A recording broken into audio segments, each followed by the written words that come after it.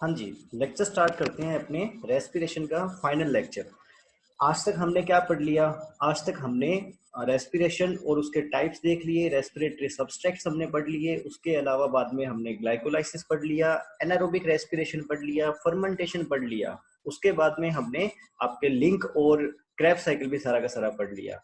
अब हम क्या देखेंगे? अब हम फाइनली देखेंगे कि इतने टाइम में हम जो चेक्स बना रहे थे उन चेक का अल्टीमेटली होता क्या है। ठीक है, वो कैश कहाँ पे होंगे? उस बैंक में चलते हैं जिस बैंक में वो सारे के सारे चेक क्या होंगे? कैश होंगे। लेकिन जैसा कि आप सारे लोग जानते हो, banking is not a easy job, है ना। बैंकिंग बहुत मुश्किल जॉब है अपने आप में। तो उसी तरीके से यहाँ भी आपको ढेर सारी कंफ्यूजन आएंगी। ठीक है, इस टॉपिक में आपको काफी सारी कंफ्यूजन रहेंगी। आप उन कंफ्यूजन को तभी दूर कर पाओगे जब आपने इससे पहले वाले लेक्चर्स को अच्छे से देखा होगा। सेकंड, आप इस लेक्चर में अटेंशन पे करोगे पूरा तो ही। उसके अलावा दो ऐसी चीजें हैं जो चीजें डाउटफुल है, इस लेक्चर में अपने डिस्कस करेंगे। जो चीजें डाउटफुल है, जिनका मेरे पास भी कोई पूरा जवाब नहीं है। ठीक है, मैं आपको दो कंडीशन दे दूंगा दोनों दो चीजों में, कि इन दोनों कंडीशन में से आप जिसे फॉलो करना चाहो कर सकते हो, या फिर आपसे क्वेश्चन जो पूछा जाएगा उसके अकॉर्डिंग आप आंसर दे देना। ठीक है, लेकिन दो चीजें हैं, वो चीजें थोड़ी कंफ्यूजिंग है, उनके अंदर अलग अलग लिटरेचर में अलग अलग बातें लिखी हुई है। एक चीज तो ठीक है, थोड़ी कम कंफ्यूजिंग है, लेकिन एक चीज में बहुत बहुत कंफ्यूजन है। आप जितना पढ़ोगे उसको उतना कंफ्यूज होगे। हाँ जी, उतनी बड़ी भी कंफ्यूजन नहीं है, बस वही चीजें दो में से किस पे यकीन करना है आपको, इतना है। डरो मत ज्यादा। हाँ जी, शुरू करते हैं फोस्फोराइलेशन से। क्या इससे पहले फोस्फोराइलेशन वर्ड अपने पढ़ चुके हैं? डेफिनेटली इससे पहले फोस्फोराइलेशन वर्ड हम पढ़ चुके हैं। ठीक है, होता क्या है फोस्फोराइलेशन? एडीपी का एटीपी में कन्वर्ट हो जाना, यानी खाली पर्स का भरे हुए पर्स में बदल जाना। मेरा बैंक अकाउंट है, खाली पड़ा है, परसों सैलरी आपके ट्रांसफर हो जाएगी, सैलरी ट्रांसफर होते ही क्या हो जाएगा? भर जाएगा बैंक अकाउंट, है ना। तो वही वाली कंडीशन है कि एडीपी से एटीपी बन जाएगा कब? जब एनर्जी इसमें फुलफिल कर दी जाएगी। ओके, तो होता क्या है फोस्फोराइलेशन? एडीपी से एटीपी का निर्माण होना क्या कहलाएगा? फोस्फोराइलेशन। ओके, हाँ जी, आगे देखिए। ठीक है, फोस्फोराइलेशन हमने पढ़ लिया। अब बात करेंगे किसके बारे में? फोस्फोराइलेशन के टाइप्स के बारे में। ठीक है, अलग अलग प्रकार के बारे में फोस्फोराइलेशन के। क्या पैसा एक तरीके से कमाया जा सकता है? नहीं, पैसे कमाने के तो बहुत सारे तरीके हो सकते हैं ना। एक नंबर का पैसा, दो नंबर का पैसा, व्हाइट मनी, ब्लैक मनी।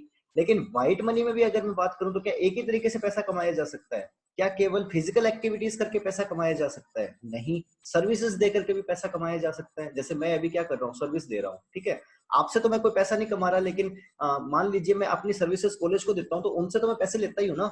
तो वो क्या हो गया? पैसे कमाने के अलग अलग तरीके हो गए। वहीं पे अगर मैं लेबर की बात करूंगा तो लेबर क्या करेगा? फिजिकल एक्टिविटीज करके पैसा कमाएगा। उसी तरीके से यहाँ भी पैसे कमाए जाने के अलग सारे तरीके हैं। और भी बहुत सारे तरीके होते हैं पैसे कमाए जाने के। लेकिन यहाँ अगर बात करेंगे अपने किसके बारे में? फोस्फोराइलेशन के बारे में, जो किसका निर्माण करेगा? एटीपी का। क्योंकि एटीपी क्या है? एनर्जी करेंसी है। करेंसी होगी तो मैं इसको पैसा बोल सकता हूँ। ठीक है, तो ये करेंसी कैसे आएगी उसके आधार पे इसे अलग अलग भागों में बांट दिया गया। सबसे पहले बात करेंगे फोटोफोस्फोराइलेशन। हम पढ़ चुके हैं, कहाँ पढ़ चुके हैं? फोटोसिंथेसिस में पढ़ चुके हैं। अगर लाइट एनर्जी के कारण क्या हो रहा है? एटीपी का निर्माण हो रहा है, तो उस चीज को हम क्या बोल देंगे? फोटोफोस्फोराइलेशन। दूसरा यहाँ पे क्या आ गया? ट्रांस या सबस्ट्रैक्ट फोस्फोराइलेशन। ये भी हम पढ़ चुके हैं। कहाँ पढ़ा? कल ही तो पढ़ा था हमने। कार्बन कार्बन बॉन्ड टूट रहा था और किसका निर्माण हो रहा था? जीटीपी का निर्माण हो रहा था। जीटीपी कन्वर्ट किस में हो जाएगी? एडीपी के साथ रिएक्शन करके एटीपी में कन्वर्ट हो जाएगी, और जीटीपी फिर से बन जाएगी जीडीपी। क्लियर ना। तो वो क्या था? ट्रांस या सबस्ट्रैक्ट फोस्फोराइलेशन। कब? जब कोई रासायनिक बंध टूट करके एनर्जी रिलीज करेगा, कोई केमिकल बॉन्ड टूटेगा जो एनर्जी रिलीज करेगा, वो एनर्जी क्या हो जाएगी? उस एनर्जी के बनने को क्या बोलेंगे अपने? ट्रांस या सबस्ट्रैक्ट फोस्फोराइलेशन। ठीक है ना। तीसरा टाइप जो अब तक पढ़ा नहीं है, लेकिन इसके बाद में यही पढ़ेंगे, ऑक्सीडेटिव फोस्फोराइलेशन। ऑक्सीडेटिव से मतलब क्या निकल गया? ऑक्सीजन। कि ऑक्सीजन की प्रेजेंस में, ऑक्सीजन के कारण अगर कोई एटीपी निर्माण हो रहा है, तो उस चीज को हम क्या बोल देंगे? Oxidative phosphorylation. क्या है? Oxidative energy is used in ATP synthesis. Example, electron transport system में होता है ऑक्सीडेटिव फोस्फोराइलेशन। तो अब तक हमने क्या देखा? फोस्फोराइलेशन है क्या? फोस्फोराइलेशन एटीपी का निर्माण होना। तीन टाइप की होती है जी। अगर लाइट एनर्जी के कारण बन रही है तो फोटोफोस्फोराइलेशन, केमिकल बॉन्ड टूट रही है तो ट्रांस या सबस्ट्रैक्ट फोस्फोराइलेशन, ऑक्सीजन के कारण अगर बन रही है तो हमने क्या बोल दिया? Oxidative phosphorylation. इजी। आगे देखिए। आगे बात करेंगे अपने किसके बारे में, ऑक्सीडेटिव फोस्फोराइलेशन के बारे में। अब यहाँ पे 4 नंबर लिखा है, इसका मतलब क्या हुआ, 4 नंबर का मतलब ये हुआ कि हम पढ़ रहे हैं एरोबिक रेस्पिरेशन। एरोबिक रेस्पिरेशन में चौथी स्टेज है ये, कौन सी, सबसे पहले ग्लाइकोलाइसिस, दूसरी आई लिंक, तीसरी आई क्रेव साइकिल, और फाइनल स्टेप कौन सा है, ईटीएस, या फिर क्या, इलेक्ट्रॉन ट्रांसपोर्ट सिस्टम, या फिर रेस्पिरेटरी चेन, या फिर क्या, ऑक्सीडेटिव फोस्फोराइलेशन, किसी भी नाम से अपने बोल सकते हैं इसे। इसके अलावा हम इसे क्या बोल सकते हैं, टर्मिनल ऑक्सीडेशन भी बोल सकते हैं। ठीक है, एक्सप्लेन करता हूँ सारी चीजों को। देखिए, ईटीएस इलेक्ट्रॉन ट्रांसपोर्ट सिस्टम, क्योंकि क्या होगा, फोटोसिंथेसिस में हमने पढ़ा है साइटोक्रोम के बारे में। साइटोक्रोम क्या काम कर रहा था, वहां पे इलेक्ट्रॉन को ट्रांसफर कर रहा था। साइटोक्रोम हमने पढ़ा है कहाँ पे, active water absorption, active nutrient absorption में, साइटोक्रोम पंप थ्योरी में। ठीक है, वहां भी साइटोक्रोम क्या काम कर रहा था, इलेक्ट्रॉन्स को ट्रांसफर करने का काम कर रहा था एक से दूसरी जगह पे। यहाँ भी क्या काम होगा, इलेक्ट्रॉन्स को एक जगह से दूसरी जगह पे ट्रांसफर किया जाएगा, और इस चीज को हम क्या बोल देंगे, ईटीएस, इलेक्ट्रॉन ट्रांसपोर्ट सिस्टम। तो इसमें तो कोई कंफ्यूजन नहीं रहनी चाहिए, ईटीएस वर्ड को काफी पहले से हम देखते चले आ रहे हैं। बाद में क्या बोल दिया गया, रेस्पिरेटरी चेन। अब रेस्पिरेटरी चेन क्यों बोल दिया गया, क्योंकि ग्लाइकोलाइसिस में जो NADH2 बनेगा, उसी तरीके से लिंक के अंदर जो NADH2 बनेगा, और उसी तरीके से आपके जो क्रैब साइकिल के अंदर NADH2 और FADH2 बनेगा। ये सारी की सारी चीजों को क्या कर सकते हैं, अपने यहां से यूज कर सकते हैं। डिसेबल पार्टिसिपेट्स, ठीक है, कर दिया, ओके, हो गया ना ये। तो इस चीज को क्या बोल सकते हैं, रेस्पिरेटरी चेन, ईटीएस। अब उसके बाद में ऑक्सीडेटिव फोस्फोराइलेशन, क्योंकि आप अगर थोड़ा याद करो, गौर करने की कोशिश करो, ग्लाइकोलाइसिस तो कॉमन पाथ पे था, वहां पे तो ऑक्सीजन आने ना आने का कोई मतलब ही नहीं था। उसके अलावा लिंक में बात करें तो लिंक में भी कहीं ऑक्सीजन नहीं आ रही थी। क्रैब साइकिल में बात करें तो वहां भी कोई ऑक्सीजन नहीं आ रही थी। ठीक है ना, लेकिन अब ऑक्सीजन का यूज कहाँ होगा, ऑक्सीजन का यूज होगा जी इस जगह पे। ठीक है, अब आप इस चीज को यूं समझ सकते हो कि ग्लाइकोलाइसिस के बाद में डिपेंड करेगा ऑक्सीजन है या नहीं है। ठीक है, ग्लाइकोलाइसिस के बाद में डिपेंड करेगा कि ऑक्सीजन है या नहीं है। अगर ऑक्सीजन होगी तो वो लिंक में प्रवेश कर जाएगा, पायरुवेट एसिड या पायरुवेट या पायरुविक एसिड, अदरवाइज वो कहाँ चला जाएगा, फर्मेंटेशन करने चला जाएगा। ठीक है, लेकिन लिंक और क्रैब साइकिल में ऑक्सीजन की रिक्वायरमेंट नहीं होगी। ऑक्सीजन की रिक्वायरमेंट किसमें होती है, ईटीएस में ही होती है। परंतु अगर ऑक्सीजन अवेलेबल होगी तो ही जो पायरुविक एसिड ग्लाइकोलाइसिस में बनेगा वो लिंक में एंटर कर पाएगा। एक चीज अब क्यों हो गया, आप इस चीज को यूं समझ लेना कि ये पायरुविक एसिड एक लेबर है, इसको आपने क्या बोल दिया भाई साहब, पेमेंट कैश नहीं करेंगे, पेमेंट चेक में होगी। ठीक है, पेमेंट चेक में होगी। तो जो पेमेंट चेक में एक्सेप्ट करने के लिए तैयार होगा वो लिंक और किसके अंदर, क्रेब साइकिल में काम करेगा, बाद में ईटीएस के टाइम पे जाकर के पेमेंट ले लेगा अपनी। जो कहेगा नहीं भाई साहब अपने को तो नहीं जमता, वो कहेगा ठीक है नहीं आएंगे। यानी ऑक्सीजन अगर अवेलेबल नहीं होगी तो वो वहां चला जाएगा। क्लियर ना, आगे देखिए। और ऑक्सीजन था कौन, ऑक्सीजन वही बैंक जाने के लिए व्हीकल का काम कर रहा था। ठीक है, आगे देखिए, लास्ट स्टेप है ये किसके अंदर, एरोबिक रेस्पिरेशन का। फोर्थ स्टेप है, लास्ट स्टेप है एरोबिक रेस्पिरेशन का, ऑक्सीडेशन ऑफ रिड्यूस्ड कोएंजाइम। अगर मैं बात करूंगा रिड्यूस्ड कोएंजाइम की, तो कौन होते हैं रिड्यूस्ड कोएंजाइम, वो जो क्या होंगे, रिड्यूस हो जाएंगे या जो अपचेत हो जाएंगे। तो क्या था, NADP था, वो रिड्यूस्ड हो रहा था NADH2 में। FAD था, वो FADH2 में रिड्यूस हो रहा था। तो ये दोनों के दोनों क्या हो गए, रिड्यूस्ड कोएंजाइम हो गए। बनेंगे कहाँ पे ये, ग्लाइकोलाइसिस में डेफिनेटली 2 NADH2 बनते हैं। क्रैब साइकिल में, अब क्योंकि मैं आपको ये बता चुका हूं कि बहुत सारे लिटरेचर के अंदर लिंक और क्रैब साइकिल को एक ही चीज मान ली गई है, इस उनको अलग अलग डिफरेंशिएट नहीं किया गया, इसलिए यहाँ पे लिंक नहीं लिखा मैंने स्पेसिफिकली, केवल क्रैब साइकिल लिख दिया। मैंने कहा ठीक है, क्रैब साइकिल अकेला लिख दिया सफिशिएंट है, Krebs cycle is equal to link and Krebs cycle both. ठीक है, तो इनके अंदर क्या बनेंगे, 4 NADH2 बन गए, और क्या बन गया, 8 NADH2 बन गए, और क्या बन गए, 2 FADH2 बन गए। इतनी बातें होगी ना, आगे देखिए। बाद में क्या बोला गया, बाय मोलिकुलर ऑक्सीजन। अब ये क्या है, ऑक्सीडेशन होगा, किसका ऑक्सीडेशन होगा, रिड्यूस्ड कोएंजाइम का, जो कहां बने थे, इन सारी प्रोसेस में बने थे, किसके द्वारा होगा। अब ऑक्सीडेशन करेगा तो कोई ना कोई तो ऑक्सीडेशन करेगा ना, कौन करेगा ऑक्सीडेशन, मोलिकुलर ऑक्सीजन करेगी। और मोलिकुलर ऑक्सीजन आएगी कहां से, मोलिकुलर ऑक्सीजन का मतलब हो गया आणविक ऑक्सीजन। ठीक है, अणु के फॉर्म में हो, जो जैसे O2 ये मोलिकुलर होगी। ठीक है, अकेला अगर ऑक्सीजन होगा तो वो मोलिकुलर नहीं होता। ठीक है, आगे बात करेंगे, मोलिकुलर ऑक्सीजन करेगा, ये मोलिकुलर ऑक्सीजन आएगी कहां से, ये ली जाएगी भाई साहब इन्वायरमेंट से। ठीक है, इन्वायरमेंट से ली जाएगी, या फिर इसको कहां से यूज कर सकते हैं, अपने फोटोसिंथेसिस में जो ऑक्सीजन रिलीज की जा रही है उस ऑक्सीजन को काम में ले सकते हैं। इतनी बातें समझ में आ गई। बाद में अब ये ऑक्सीडेशन तो ठीक है हो जाएगा रिड्यूस्ड कोएंजाइम का, लेकिन क्या डायरेक्ट जाकर के हो जाएगा? डायरेक्ट तो कोई काम नहीं होता, हमें हमेशा बीच में मीडिएटर चाहिए होता है कोई काम करने के लिए। डायरेक्ट तो आजकल अच्छे अच्छे शहरों में फ्लैट भी नहीं मिलते, उसके लिए आपको ब्रोकर के पास जाना पड़ेगा, ब्रोकर आपके इंटरमीडिएट का काम करेगा और आप बाद में आपको फ्लैट अरेंज करवाएगा। डायरेक्ट तो आजकल शादियां भी नहीं होती, उसके लिए भी बिचौले की आवश्यकता रहती है, ठीक है ना। तो इनके बीच में बिचौले का काम कौन करेगा? इलेक्ट्रॉन को कैरी करने का काम कौन करेगा? यानी NADH2। अब होता क्या है, सबसे पहले तो अगर मैं बात करूं ऑक्सीडेशन की और आपके इसके रिडक्शन की, ठीक है, तो रिडक्शन क्या हो गया? Gain of electron and gain of H positive, loss of oxygen, ठीक है ना। ये सारी चीजें क्या हो गई आपके रिडक्शन। जबकि ऑक्सीडेशन की बात करेंगे, ऑक्सीडेशन क्या हो गया? लॉस ऑफ इलेक्ट्रॉन, ठीक है, एक चीज। दूसरी चीज क्या? Loss of hydrogen. और तीसरी चीज क्या? Gain of oxygen. तो यहाँ पे क्या होगा? NADH2 है, तो उनके पास है क्या क्या चीजें? अब हम जानते हैं उनके पास इलेक्ट्रॉन भी है और उनके पास हाइड्रोजन आयन भी है, तो दोनों के दोनों उनसे ले लिए जाएंगे। अब लेने का काम कौन करेंगे? इलेक्ट्रॉन कैरियर करेंगे, मिडल मैन होंगे वो करेंगे। और जो इलेक्ट्रॉन इनसे ले लिए जाएंगे वो किसी न किसी को तो देने पड़ेंगे ना। वो देंगे किसको? ऑक्सीजन कहेगा मुझे दे दो इलेक्ट्रॉन, इनको ऑक्सीडाइज करो फटाफट से। ऑक्सीडाइजेशन यहाँ पे किसका हो रहा है? जो रिड्यूस्ड कोएंजाइम है उनका ऑक्सीडेशन करेंगे हम यहाँ पे, ओके ना। हाँ जी, तो ये बीच में मिडलमैन का काम करेंगे FADUQ। यूक्यू यानी ubiquinone, cytochrome B, cytochrome C, cytochrome A और साइटोक्रोम A3, ठीक है। ये सारे के सारे क्या हो गए? साइटोक्रोम ऑक्सीडेज हो गए। सारे के सारे क्या है यहाँ पे? इलेक्ट्रॉन कैरियर का काम कर रहे हैं, ठीक है। सब के सब इलेक्ट्रॉन कैरियर का काम कर रहे हैं। अपने साइटोक्रोम तो पढ़ भी चुके हैं इससे पहले। आगे बात करेंगे टू हाइड्रोजन एटम्स और electrons from the reduced coenzyme NADH2 या फिर FADH2, इनसे ले लिए जाएंगे। वो ट्रेवल करेंगे कहां से? FAD से लेकर के कहां तक? साइटोक्रोम तक। FAD से लेकर के साइटोक्रोम तक। अब अगर आपको याद हो तो फोटोसिंथेसिस की बात करें अपने, तो फोटोसिंथेसिस सेकंड में इसी तरीके की कुछ प्रोसेस हो रही थी। वहां पे फोटोसिंथेसिस सेकंड इलेक्ट्रॉन ले रहा था और इलेक्ट्रॉन को आगे से आगे फॉरवर्ड किए जा रहा था, है ना। तो वो उसी तरीके से यहाँ पे भी क्या हो जाएगा? जो आपके हाइड्रोजन एटम्स होंगे उनसे इलेक्ट्रॉन ले लिए जाएंगे और यहाँ से लेकर के आगे तक ट्रेवल करते रहेंगे।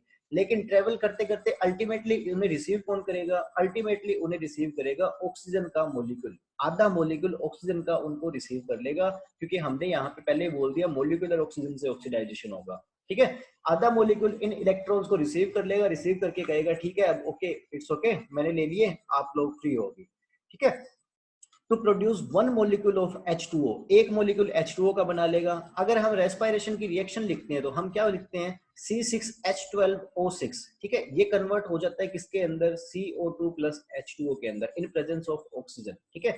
अगर बात करेंगे कार्बन डाइऑक्साइड की, कार्बन डाइऑक्साइड क्या हमने आज से पहले कोई ऐसी रिएक्शन पढ़ी है जिसमें हमने कार्बन डाइऑक्साइड को रिलीज किया हो? डेफिनेटली हमने पढ़ी है। कहाँ पे?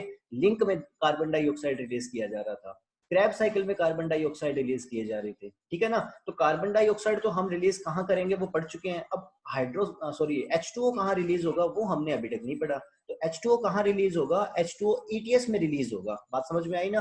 कैसे होगा आगे बढ़ लेते हैं, लेकिन ये ध्यान रखना H2O कहाँ रिलीज होगा? ETS में रिलीज होगा, जबकि कार्बन डाइऑक्साइड लिंक और क्रैब साइकिल में रिलीज कर दी जाएगी, ठीक है। तो इसको हम क्या बोलेंगे? This is called as terminal oxidation. अब टर्मिनल का मतलब क्या हो गया? टर्मिनल का मतलब हो गया शीर्षस्थ या फिर किनारा, ठीक है। टर्मिनल का मतलब क्या हो गया? अंतिम या फिर किनारा। तो ये क्या होगा? अंतिम ऑक्सीडेशन हो रहा है इनका। अंतिम ऑक्सीडेशन कौन कर रहा है? आपके ऑक्सीजन मॉलिक्यूल कर रहे हैं। किसका? जो रिड्यूस्ड कोएंजाइम थे उनका फाइनली ऑक्सीडाइजेशन कर रहे हैं। उनसे ज्यादा उनका ऑक्सीडाइजेशन हो नहीं सकता। यानी कि हो क्या गया? C6H12O6 जो थी उससे जितना ऑक्सीडाइजेशन कर सकते थे उतना कर दिया और फाइनली कार्बन डाइऑक्साइड और H2O मॉलिक्यूल बना दिए। अब कहेंगे अब नहीं हो सकता। सुनना एक और चीज को, हुआ क्या? C6H12O6 इनका हम क्या करते रहे? ऑक्सीडाइजेशन करते रहे, इनका ऑक्सीडाइजेशन करते रहे। थोड़े टाइम तक ऑक्सीडाइजेशन किया, लिंक में पहुंचे, ऑक्सीडाइजेशन किया, क्रैब साइकिल में पहुंचे, कार्बन डाइऑक्साइड में बदल गया ये। फिर ये क्या कहता है हमें कार्बन डाइऑक्साइड की? भाई साहब अब तो छोड़ दो, भाई साहब अब तो छोड़ दो, अब मुझसे क्या निकालोगे? फिर हम इसको पता क्या बोलेंगे? हम कहेंगे ठीक है तेरे पास कुछ नहीं रहा, लेकिन इतने देर से तू जो NADH2 और FADH2 बनाती हुई है, ये उनके पास तो हाइड्रोजन है, उनका ऑक्सीडेशन कर देंगे। फिर कहेगा ठीक है यार कर कुरा दो, उनका ऑक्सीडेशन कर दो। फिर हमने उनका ऑक्सीडेशन करके H2O बना दिया। इसको आप यूं समझ लीजिए कि गन्ने की जूस निकालने वाली जो शॉप होती है वो क्या करता है, गन्ने का सारा रस निकालने के बाद में जो थोड़ा बच जाता है ना उसको भी फोल्ड करके उसका रस भी निकाल लेता है, बिल्कुल उसमें कुछ भी नहीं छोड़ता। तो वो वाली कंडीशन होगी कि कार्बन डाइऑक्साइड रिड्यूस होने, कार्बन डाइऑक्साइड में ऑक्सीडाइज करने के बाद में इसको, अब कार्बन डाइऑक्साइड बोलेगा अब तो बख्श दो, वो कहेगा ऐसे कैसे बख्श दे, जो NADH2 और FADH2 आपने बचाए हुए हैं उनका ऑक्सीडाइजेशन तो कर देते हैं, उनका ऑक्सीडाइजेशन हो गया, अब इनके पास कोई मटेरियल ही नहीं है जिसका ऑक्सीडाइजेशन हो सके, तो यहाँ पे ऑक्सीडाइजेशन होना खत्म हो जाएगा और रेस्पिरेशन की प्रोसेस यहाँ कंप्लीट हो जाएगी। क्योंकि यहाँ प्रोसेस कंप्लीट हो गई, जितना मैक्सिमम ऑक्सीडाइजेशन हो सकता था उतना हो गया, इसलिए इसको क्या बोल दिया गया, टर्मिनल ऑक्सीडेशन बोल दिया गया। यानी इसके कितने नाम पढ़ लिए हमने, oxidative phosphorylation, ETS, respiratory chain, या फिर टर्मिनल ऑक्सीडेशन। होपफुली आपके यहाँ तक सारी चीजें क्लियर होगी। आगे देखिए, आगे क्या बोल दिया गया, द टर्मिनल ऑक्सीडेशन। अब हम समझ गए टर्मिनल ऑक्सीडेशन का मतलब, ऑफ ईच रिड्यूस्ड कोएंजाइम, प्रत्येक रिड्यूस्ड कोएंजाइम। अब कितने रिड्यूस्ड कोएंजाइम होते हैं वो जस्ट अगले स्लाइड में मैंने सारे ऐड कर रखे हैं, लेकिन फिर भी एक बार आपको रिकॉल करवा देता हूँ। ग्लाइकोलाइसिस में एक NADH2 बन रहा था, और आपको पता है ग्लाइकोलाइसिस में एक NADH2 बनेगा, वो 2 बार प्रोसेस चलेगी, तो टोटल कितने बन जाएंगे ग्लाइकोलाइसिस में, 2 NADH2 बन जाएंगे। उसी तरीके से लिंक के अंदर एक NADH2 बन रहा था, एक NADH2 बन रहा था, लेकिन वो प्रोसेस 2 बार रिपीट होगी क्योंकि 2 पायरुविक एसिड बन रहे थे, तो एक बार प्रोसेस 2 बार रिपीट होने से टोटल 2 NADH2 बन गए। उसी तरीके से क्रेब साइकिल में 3 NADH2 बन रहे थे और एक FADH2 बन रहा था, तो 3 भी रिपीट होंगे 2 बार और ये भी रिपीट होंगे क्योंकि 2 एसिटिल कोएंजाइम एंटर करेंगे, तो टोटल 6 यहाँ पे ये NADH2 बन गए और 2 यहाँ पे FADH2 बन गए। कितने हो गए, ये 10 तो हो गए आपके यहाँ पे क्या, NADH2, और 2 आपके क्या रहेंगे यहाँ पे FADH2, ठीक है ना। तो ये जितने रिड्यूस्ड कोएंजाइम होंगे, अब इसने कहा प्रत्येक के लिए, प्रत्येक एक क्या करेगा, आधे ऑक्सीजन के मॉलिक्यूल से रिएक्शन करेगा, ठीक है। अब ये कितने हैं, 12 है ये, ठीक है, 6 8 10 12, 12 है ये क्या, रिड्यूस्ड एंजाइम, और अपने कितने ऑक्सीजन मॉलिक्यूल काम में लेते हैं, 6O2। क्यों, क्योंकि हमें हर एक के लिए आधा मोल ऑक्सीजन चाहिए, हर एक के लिए आधा मोल ऑक्सीजन चाहिए। 12 है, 12 के लिए एक एक के लिए आधा आधा मोलिक्यूल ऑक्सीजन का चाहिए, तो कितने हो गए, 6 ऑक्सीजन की यहाँ रिक्वायरमेंट अपने को हो गई, ठीक है ना। तो वही बात होगी यहाँ पे कि प्रत्येक रिड्यूस्ड कोएंजाइम का ऑक्सीडेशन करने के लिए हमें आधा मोलिक्यूल ऑक्सीजन चाहिए और 2 हाइड्रोजन एटम चाहिए। अब 2 हाइड्रोजन एटम तो वो खुद ही दे देगा, NADH2 है तो H2 2 हाइड्रोजन रिलीज करेगा, NADH2 से क्या बन जाएगा, NAD पॉजिटिव, ठीक है। और उसके साथ साथ क्या दे देगा, 2 इलेक्ट्रॉन भी रिलीज कर देगा। अब इन इलेक्ट्रॉन का क्या होगा वो सारे अपने पढ़ लेंगे धीरे धीरे।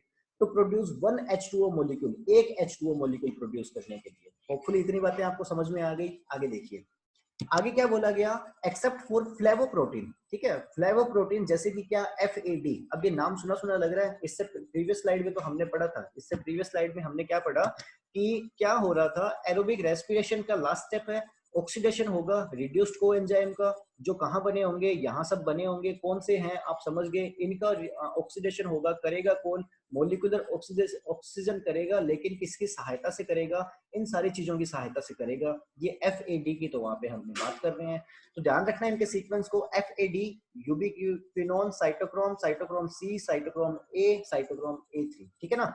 तो यहाँ पे क्या हो गया, जो FAD और यूबिक्विनोन है, केवल वही क्या है, हाइड्रोजन कैरियर्स है, केवल वही हाइड्रोजन कैरियर्स है, हाइड्रोजन को रिसीव कर सकती है। लेकिन उनके अलावा जो भी उसके बाद में प्रोसेस में थे, उनके अलावा प्रोसेस में कौन बच गया, साइटोक्रोम के टाइप भी बच गए ना, साइटोक्रोम B था, C था, A था, A3 था।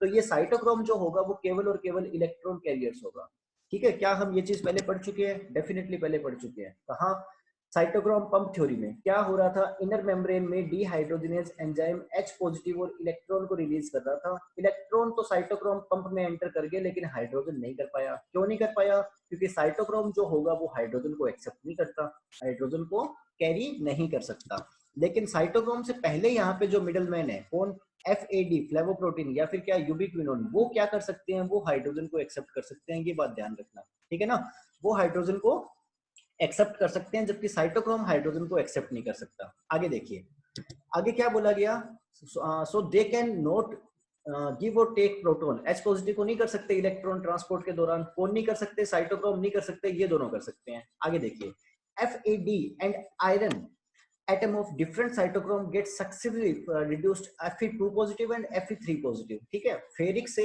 फेरस से फेरिक फॉर्म में बदलते रहते हैं, फेरस से फेरिक फॉर्म में बदलते रहते हैं। अब यहाँ पे देखिए ये रिड्यूस्ड फॉर्म है, रिड्यूस्ड फॉर्म से Fe+3 में बदलेंगे तो उसका ऑक्सीडाइजेशन हो गया, ऑक्सीडाइजेशन हो गया तो आपको पता है एनर्जी रिलीज होगी, एनर्जी रिलीज होगी तो उस एनर्जी रिलीज हुई एनर्जी को एटीपी के रूप में संग्रहित कर लिया जाएगा। बात समझ में आ गई ना, एनर्जी रिलीज होगी तो ही तो मैं उसको स्टोर करूंगा, ठीक है, उसको एटीपी के रूप में स्टोर कर लिया जाएगा। आगे देखिए इनका होता रहेगा, इलेक्ट्रॉन एक दूसरे को पास करते रहेंगे तो इनका रिडक्शन और ऑक्सीडेशन होता रहेगा। जब रिडक्शन होगा तब एनर्जी स्टोर हो जाएगी, ऑक्सीडेशन होगा तब एनर्जी रिलीज हो जाएगी। अब एक सवाल भी उठता है यहाँ पे कि सर अगर एक ही एक इलेक्ट्रॉन आगे से आगे पास किए जा रहे हैं तो ऐसा कैसे हो रहा है कि वही इलेक्ट्रॉन एनर्जी स्टोर भी कर रहा है, फिर वो वही एनर्जी एटीपी के रूप में स्टोर भी हो पा रही है, फिर अगले के पास भी पहुंच पा रही है, ऐसा कैसे हो रहा है? बात करेंगे सारी चीजों के बारे में, लेकिन यहाँ नहीं करेंगे। ये डाउट मैंने आपके मन में उत्पन्न कर दिया, इस डाउट का आगे चल के जवाब दूंगा ताकि आप जहां इसका आंसर करो उस पॉइंट को इस पॉइंट से लिंक कर सको खुद अपने आप से। आगे देखिए मैंने यहाँ पे बोली क्या चीज है, आगे एक स्लाइड आएगी उसमें और समझा दूंगा। एफएडी और ये क्या करेंगे, रिड्यूस से ऑक्सीडाइज फॉर्म में चेंज होते रहेंगे, जिसकी वजह से क्या होगी, इनफ एनर्जी रिलीज होगी जो कहाँ किसके द्वारा स्टोर कर ली जाएगी, एडीपी के द्वारा स्टोर कर ली जाएगी। एडीपी का फोस्फोराइलेशन हो जाएगा, फोस्फोराइलेशन का मतलब क्या हो गया जी, एटीपी का बनना, ठीक है। अब क्योंकि ये एटीपी किसके कारण बन रही है, ये एटीपी ऑक्सीजन के कारण बन रही है, ये सारी प्रोसेस ऑक्सीजन के कारण हो रही है। ऑक्सीजन फाइनली मॉलिक्यूल्स को, इलेक्ट्रॉन्स को एब्जॉर्ब कर लेगा अपने पास, इसलिए इस प्रोसेस को क्या बोल दिया गया, ऑक्सीडेटिव फोस्फोराइलेशन। क्लियर ना। आगे देखिए, आगे बात करेंगे तो क्या बोल दिया गया, 1 molecule of ATP with 7.6 kilo calorie energy. अब ये चीज इंपॉर्टेंट है, ध्यान रख लेना इसमें, एक एटीपी में कितनी एनर्जी होती है, 7.6 किलो कैलोरी एनर्जी होती है एक एटीपी में। वहीं पे बात करूं एक ग्लूकोज मॉलिक्यूल में कितनी एनर्जी होती है, 686 किलो कैलोरी एनर्जी होती है एक ग्लूकोज मॉलिक्यूल में, ठीक है ना, ध्यान रखना इस चीज को। आगे देखिए, एक एटीपी बन जाएगा, कब बन जाएगा, इन सारी प्रोसेस में, जब रिड्यूस्ड NADH2 FADH2 के पास जाएगा तब एक एटीपी बन जाएगा, जब reduced cytochrome B cytochrome C को इलेक्ट्रॉन डिलीवर करेगा तब एक एटीपी बन जाएगा, रिड्यूस्ड साइटोक्रोम A3 को जब एक इलेक्ट्रॉन डिलीवर करेगा तब एक एटीपी बन जाएगा। ये बातें आपके अभी समझ में नहीं आएगी, थोड़ी अगली स्लाइड पे पहुंचते हैं तब आपकी बातें समझ में आएगी, ठीक है। ईटीएस थोड़ा सा दूसरों से ट्रिकी है लेकिन आसान भी उतना ही है, ध्यान रखना, लेकिन थोड़ा सा ट्रिकी है, आपको अटेंशन देना पड़ेगा पूरा, तभी ईटीएस समझ में आएगा, वरना ईटीएस में कंफ्यूजन होती है हमेशा। हाँ जी, आगे देखिए क्या बोला गया, इसलिए ऑक्सीडेशन, एक मॉलिक्यूल का ऑक्सीडेशन करेंगे, एक मॉलिक्यूल किसका, रिड्यूस्ड NADH2 का, तो वो क्या करेगा, वो 3 एटीपी देगा हमें। ये बात तो हम पहले से जानते हैं ना, NADH2 क्या है, एक चेक है, कितने एटीपी का चेक है, 3 एटीपी का चेक है, जबकि FADH2 भी एक चेक है, लेकिन कितने एटीपी का चेक है, 2 एटीपी का चेक है, ओके ना। तो ये बातें तो हम पहले से जानते हैं, एक NADH2 3 एटीपी रिलीज करेगा और एक FADH2 2 एटीपी रिलीज करेगा। हाँ जी, तो यहाँ पे क्या हो रहा था, एक मिनट रुको यार। हाँ जी, तो क्या बता रहा था मैं बोल रहा था कि एक NADH2 मॉलिक्यूल क्या करेगा, 3 एटीपी को रिलीज करेगा, ठीक है, जबकि एक FAD मॉलिक्यूल जो होगा वो 2 एटीपी को रिलीज करेगा। इतनी बातें हो गई। उसके बाद में जब अपने डिस्कस करेंगे इस चीज को तो क्या बोला गया, एक ग्लूकोज मॉलिक्यूल जो होगा उसमें कितनी एनर्जी रहती है, 686 किलो कैलोरी एनर्जी उसके अंदर रहती है, और ये एक ग्लूकोज मॉलिक्यूल। अब समझना इन सारी चीजों को अच्छे से, यहाँ अगर आपने चीज को समझ लिया ना, ईटीएस समझ में आ जाएगा, वरना ईटीएस कभी समझ में नहीं आएगा, दिक्कत ही रहेगी हमेशा। हाँ जी, क्या रहा, एक ग्लूकोज मॉलिक्यूल था, हमने ग्लूकोज मॉलिक्यूल से स्टार्ट किया, इसका हमने क्या किया, हमने इसका ऑक्सीडाइजेशन करना स्टार्ट किया और क्या बना लिया, एक ग्लूकोज मॉलिक्यूल से 2 पायरुविक एसिड बना लिए, ठीक है। रास्ते में क्या बना लिया, रास्ते में हमने 4 एटीपी प्रोड्यूस कर ली और 2 NADH2 प्रोड्यूस कर लिए। उसके बाद में 2 पायरुविक एसिड जो थे, उन 2 पायरुविक एसिड से हमने एसिटिल कोएंजाइम ए बना लिया, एसिटिल कोएंजाइम ए बना लिया, 2 मॉलिक्यूल बना लिए उसके भी। रास्ते में हमने क्या प्रोड्यूस कर लिया, 2 NADH2 प्रोड्यूस कर लिए, ठीक है। उसके बाद में और बात करेंगे तो क्या हो गया, आपके जो एसिटिल कोएंजाइम ए था उससे हमने कार्बन डाइऑक्साइड बना दिया, और रास्ते में हमने किस चीज को प्रोड्यूस कर दिया, 2 एटीपी को प्रोड्यूस कर दिया, क्योंकि जीटीपी एटीपी ट्रांसफर हो जाएगी, कन्वर्ट हो जाएगी, इसलिए मैं एटीपी लिख देता हूँ, ठीक है। 2 एटीपी को प्रोड्यूस कर लिया और उसके साथ साथ हमने 6 NADH2 को प्रोड्यूस कर लिया और 2 FADH2 को प्रोड्यूस कर लिया। इतनी बातें हो गई। कार्बन डाइऑक्साइड के बारे में बात करूंगा तो अब बाद में ETS साइकिल के अंदर क्या कर लिया जाएगा, H2O में प्रोड्यूस कर दिया जाएगा, किस चीज को, ये सारे के सारे NADH2 और FADH2 थे उन सबको, ठीक है ना।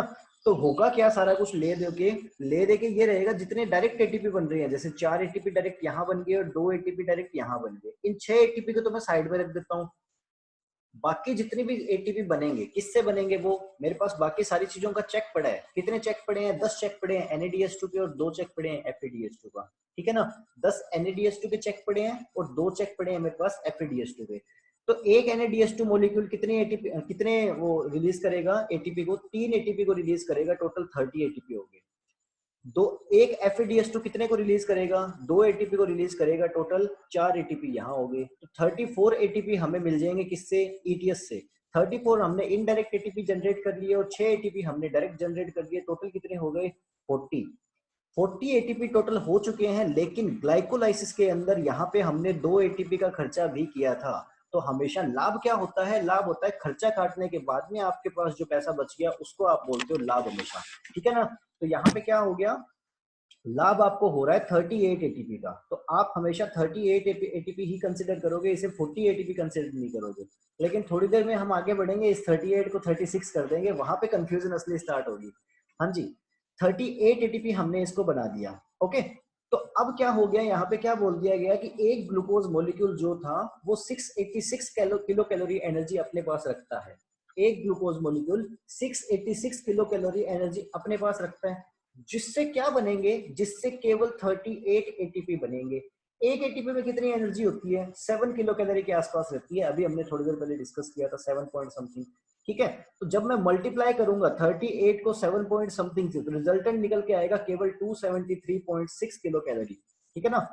इसलिए क्या होगा कि जब वहां पे ऑक्सीडाइजेशन और रिडक्शन बार बार हो रहा होगा, जैसे मान लीजिए Fe2 पॉजिटिव है, वो कन्वर्ट हो रहा होगा किसके अंदर, Fe3 पॉजिटिव के अंदर, ठीक है। तो Fe2 पॉजिटिव Fe3 पॉजिटिव में क्या हो रहा है, ऑक्सीडाइज हो रहा है, इसका ऑक्सीकरण हो रहा होगा जब Fe3 पॉजिटिव के अंदर। तो ये क्या करेगा, काफी सारी एनर्जी रिलीज करेगा, ठीक है, क्योंकि ग्लूकोज मॉलिक्यूल के पास क्या है, एनर्जी बहुत ज्यादा मात्रा में है, एनर्जी काफी ज्यादा मात्रा में है, तो ये काफी सारी एनर्जी उत्पन्न करेगा। उसमें से कुछ एनर्जी, अब यहाँ पे इस स्टेप में तो केवल एक ही एटीपी बनेगा ना, 38 एटीपी एक साथ थोड़ी बन जाएंगे, वो तो अलग अलग स्टेप्स में बनेंगे। तो यहाँ पे केवल एक ही एटीपी बन रहा है मान लीजिए इस पर्टिकुलर स्टेप में, और एक एटीपी के पास केवल और केवल 7 किलो कैलोरी एनर्जी है। लेकिन यहाँ तो ऑक्सीडाइजेशन हो रहा है, काफी सारी एनर्जी आ रही है, उस एनर्जी में से हम केवल 7 किलो कैलोरी एनर्जी को स्टोर कर पाए हैं, बाकी एनर्जी कहाँ चली गई, लॉस्ट हो गई, या तो अगले के रिडक्शन को दे दी गई, इससे आगे फिर से Fe+3 होगा, वो Fe+3 में रिड्यूस कर दिया जाएगा।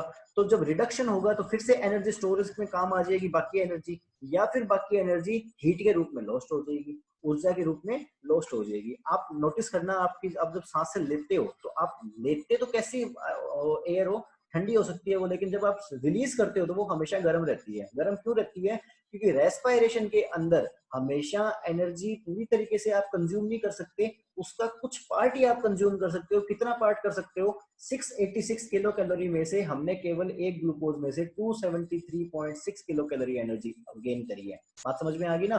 तो इसलिए वहां पे बार बार रिडक्शन और ऑक्सीडेशन हो रहा था, तो कुछ एनर्जी स्टोर हो रही थी, क्योंकि सारी की सारी नहीं हो रही, कुछ एनर्जी ही स्टोर कर पाए हैं हम, बाकी जो एनर्जी बची हुई थी वो एनर्जी आगे निकल गई। ओके, बात समझ में आ गई ना यहाँ पे। इसलिए वहां पे बार बार रिडक्शन और ऑक्सीडेशन होने के कारण भी एनर्जी, बार बार रिडक्शन और ऑक्सीडेशन भी हो रहा था और एनर्जी भी स्टोर हो रही थी एटीपी के रूप में। इतनी बातें आपको होपफुली समझ में आ गई, नहीं आई तो सारी बातें थोड़ी और आगे बढ़ेंगे और क्लियर हो जाएगी सिचुएशन, तब समझ में आ जाएगी।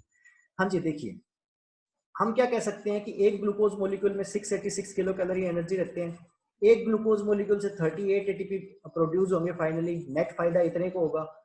जब इनको मल्टीप्लाई में करके देखूंगा तो टोटल एनर्जी ये हुई केवल 273.6 किलो कैलोरी, ठीक है। तो ये टोटल कितना हो गया, ग्लूकोज मॉलिक्यूल के 40% के आसपास हो गया, ये ग्लूकोज मॉलिक्यूल के 40% के आसपास हो गया। इतनी बात समझ में आ गई आपको। इसलिए हम ये बोल सकते हैं कि जो माइटोकॉन्ड्रिया है उसमें काफी मात्रा में एनर्जी रिलीज की जा रही है, क्योंकि अगर बाकी चीजों से कंपैरिजन करूंगा तो कितने 30 प्लस और 34 एटीपी तो माइटोकॉन्ड्रिया के अंदर ही रिलीज हो रही है ना, और बाकी अगर देखा जाए तो दो आपके जो क्रेब्स साइकिल में रिलीज हो रहे थे वो भी तो यहीं पे रिलीज हो रहे हैं। तो 36 मॉलिक्यूल जो थे वो सारे के सारे माइटोकॉन्ड्रिया में बन रहे थे, और केवल कहाँ, ग्लाइकोलाइसिस में तो केवल 2 ही मॉलिक्यूल बन रहे थे, 4 मॉलिक्यूल बन रहे थे एटीपी के, लेकिन 2 वहां पे खर्च भी हो रहे थे। तो केवल वहीं पे वहां पे 2 एटीपी का प्रॉफिट अपने को हो रहा था, यहाँ पे अपने को 36 एटीपी का प्रॉफिट अपने को हो रहा है, खर्चा कोई नहीं है। तो क्योंकि माइटोकॉन्ड्रिया के अंदर इतनी सारी एटीपी हम बना पा रहे हैं, इसलिए हमने माइटोकॉन्ड्रिया को क्या बोल दिया, पावर हाउस ऑफ सेल। जबकि ग्लाइकोलाइसिस की साइट क्या होगी, साइटोप्लाज्म या फिर हाइलोप्लाज्म। जबकि माइटोकॉन्ड्रिया के अंदर इतने सारे ह्यूज अमाउंट में एटीपी बनेंगे। एटीपी बन तो वहां भी रहे हैं, बनते एटीपी क्लोरोप्लास्ट में भी है, लेकिन क्लोरोप्लास्ट में जो एटीपी बनते हैं वो एटीपी खुद के काम में ले लिए जाते हैं, ठीक है ना। यानी यूं मान लो क्लोरोप्लास्ट वो वाला किसान है जो कहता है कि हम तो घर घर की उगाओ हमें तो, ठीक है, घर घर के लिए हमने ये अनाज को उगा लिया और इसी को अनाज को हम हमारे खाने के काम में ले लेंगे, बेचेंगे नहीं इसको, ऑर्गेनिक है ये, बढ़िया क्वालिटी वाला है, ठीक है, क्वालिटी फूड। आगे देखिए, हाँ जी, अब एक डाउट निकल गया यार, जिसकी एंट्री शानदार होती है ना उसमें दम होता है, तो इसकी एंट्री शानदार हुई है तो इसमें कुछ ना कुछ दमदार बात होगी। समझना चीज को, कंफ्यूजन क्रिएट होने वाली है काफी ज्यादा, समझना। हो क्या रहा था अब तक ये हो रहा था कि एक NADH2 जो था वो 3 ATP को रिलीज करेगा, एक FADH2 था वो 2 ATP को रिलीज करेगा। लेकिन रीसेंट फाइंडिंग्स के अकॉर्डिंग, कुछ रीसेंट फाइंडिंग्स के अकॉर्डिंग ये बात हो चुकी है कि जो NADH2 माइटोकॉन्ड्रिया में बनेगा वो क्या करेगा, 3 ATP रिलीज। लेकिन जो NADH2 माइटोकॉन्ड्रिया के बाहर कहीं भी बनेगा वो क्या करेगा, 2 ATP रिलीज करेगा। अब दिमाग पे थोड़ा जोर लगा के देखो कि जो ग्लाइकोलाइसिस था वो कहाँ हो रहा था, माइटोकॉन्ड्रिया के बाहर। कितने NADH2 दे रहा था, 2 NADH2 दे रहा था। उसके अलावा जितने भी 8 NADH2 और थे, इनमें 8 में से 2 कहाँ बन रहे थे, लिंक में, और बाकी 6 कहाँ बन रहे थे, क्रैब साइकिल में। ये सारे के सारे कहाँ बन रहे हैं, माइटोकॉन्ड्रिया में। तो ये 3 ATP देंगे, इनसे 1 से 3 ATP मिलेगी। तो ये कितने हो गए, 8 को 3 से मल्टीप्लाई करूंगा 24, ठीक है, इतने ही होते हैं। मैथमेटिक्स वीक है मेरा, मैं सच में मैथमेटिक्स यूं काउंट करता हूँ 1 2 3, लेकिन फिर भी लगातार 2 बार में, पहले और दूसरे अटेम्प्ट में मैंने मैथमेटिक्स क्लियर कर दी बैंक की, ठीक है। हाँ जी, NADH2 अगर देखेंगे, लेकिन कैलकुलेशन में सही बताऊं ना, मैथमेटिक्स में ऐसे ही करता हूँ, 4 को 3 से गुणा किया 12 आया, ठीक है। आगे देखिए, NADH2, NADH2 के बारे में बात करेंगे तो ये क्या करेगा, माइटोकॉन्ड्रिया से बाहर, माइटोकॉन्ड्रिया से बाहर बन रहा है, कितने एटीपी देगा, 2 एटीपी देगा। कितने हो गए टोटल, 4 एटीपी। यानी 24 एटीपी वहां बन गए, 4 एटीपी यहां बन गए, टोटल कितने बन गए, 28 एटीपी। इनडायरेक्ट ये इतने बन गए। FADH2 2 के 2 देता रहेगा, यानी क्या, 2 FADH2 से 4 एटीपी बन गए, टोटल कितने हो गए, 32। 6 एटीपी डायरेक्ट बन रहे थे, टोटल कितने हो गए, 38। अब यहाँ पे आकर के राडा हो गया, क्या प्रॉब्लम होगी यहाँ पे, रीसेंट फाइंडिंग्स तो ये बात बोलती है कि जी 38 एटीपी बनते हैं, 38 में 2 एटीपी का खर्चा काटेंगे तो हमें नेट प्रॉफिट होगा 36 एटीपी का। जबकि आपके ट्रेडिशनल और बुक्स में जो भी लिखा गया है वहां पे नेट प्रॉफिट 38 एटीपी दे रखा है हर जगह, ठीक है। और क्वेश्चन में यहाँ प्रॉब्लम करने लग गया आजकल, तो इस चीज को आप ध्यान में रख लेना। मैंने जो एटीपी का जो भी बैलेंस दिया है वो सारा का सारा बैलेंस 40 एटीपी के अकॉर्डिंग दिया है, लेकिन आप इस चीज को ध्यान में रखोगे। दोनों में से किसे सही मानोगे, आपका दिल जिसे सही बोले उसे मान लेना। मेरे से अगर पूछना चाह रहे हो तो मैं 36 एटीपी के साथ जाऊंगा, क्योंकि ये रिसेंट फाइंडिंग्स है, अपडेटेड चीज है, ठीक है ना। मैं जाऊंगा 36 एटीपी के साथ। बता आपको दोनों राउंड, आपकी मर्जी है, आप किसे चूज करना चाहो। बुक्स में 38 40 38 40 वो लिखा मिलेगा आपको ऑलमोस्ट हर जगह। बहुत कम जगह होगी जहां पे आपको 36 और 38 लिखा मिलेगा, ठीक है, कि 38 टोटल बनती है, ग्रोस प्रोडक्शन होता है 38 एटीपी का, नेट प्रोडक्शन होता है 36 एटीपी का। ये बात आपको बहुत कम बुक्स में लिखी हुई मिलेगी। बाकी जगह आपको ये लिखा मिलेगा कि 40 टोटल बन रहे हैं, 2 खर्चा काट के 38 एटीपी बन रहे हैं। कारण क्या है 36 एटीपी नेट प्रोडक्शन होने का, कि माइटोकॉन्ड्रिया के बाहर जो भी NADH2 बन रहे होंगे वो केवल 2 ही दे पाएंगे एटीपी, 3 एटीपी नहीं दे पाएंगे, ठीक है।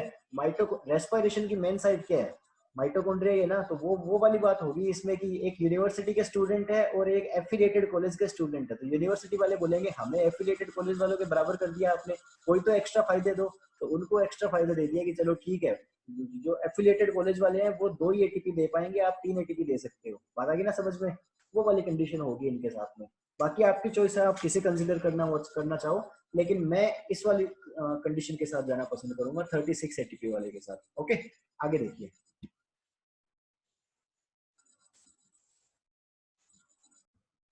कई बार क्या होता है, कई बार गलत क्वेश्चन भी आ जाते हैं एग्जाम में, लेकिन उन क्वेश्चन के साथ में होता क्या है, या तो वो क्वेश्चन अगर हम गिट लगाने की या ऑब्जेक्शन फाइल करने की कंडीशन में रहते हैं, जैसे आप प्री पीजी वाले में ऑब्जेक्शन फाइल कर सकते हो जो आरपीएससी के एग्जाम होते हैं उनमें ऑब्जेक्शन फाइल कर सकते हो, लेकिन अगर मैं बात करूं आईबीपीएस के बारे में, तो आईबीपीएस के एग्जाम में आप ऑब्जेक्शन फाइल नहीं कर सकते, ठीक है।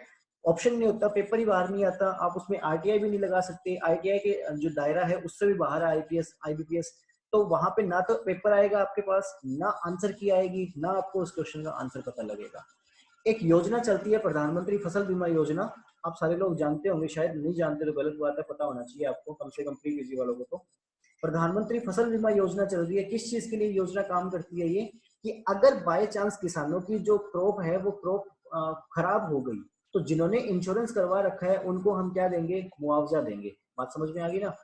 जो अपने बिरानी जमीन वाले किसान होते हैं उनको बड़ा फायदा होता है इसकी वजह से, ठीक है, क्योंकि उनके अनिश्चित खेती होती है और उनको मुआवजा मिल जाता है, उनका घर चलता रहता है, इसकी वजह से बड़ा बेनिफिशियल है उनके लिए, लेकिन सबके लिए बेनिफिशियल है। एक मिनट रुको।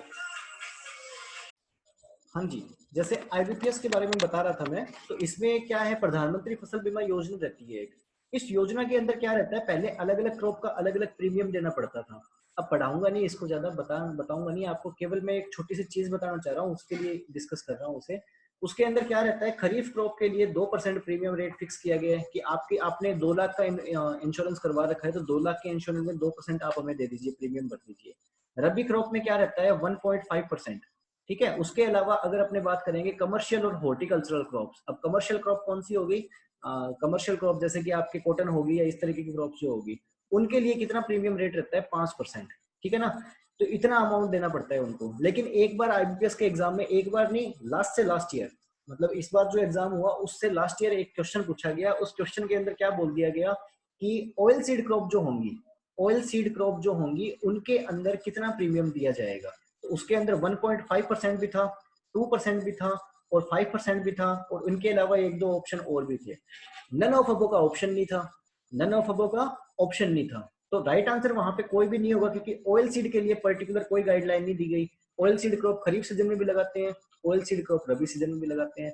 सब लोगों ने अपने अपने अकॉर्डिंग तुक्के लगाए हैं। कोई कहता है कि मेजर ऑयल सीड क्रॉप रबी सीजन में लगाते हैं इसलिए रबी सीजन हो गया, कोई कह रहा है मेजर ऑयल सीड क्रॉप आपके खरीफ सीजन में लगाते हैं इसलिए वो हो गया, कोई अपनी मेंटलिटी ये बोल रहा है किसी आपके जो कमर्शियल और हॉर्टिकल्चरल क्रॉप्स है उस क्रॉप की कैटेगरी में आ गई, ये ऑयल सीड क्रॉप है, डायरेक्ट कंज्यूम नहीं कर सकते, कमर्शियल क्रॉप है।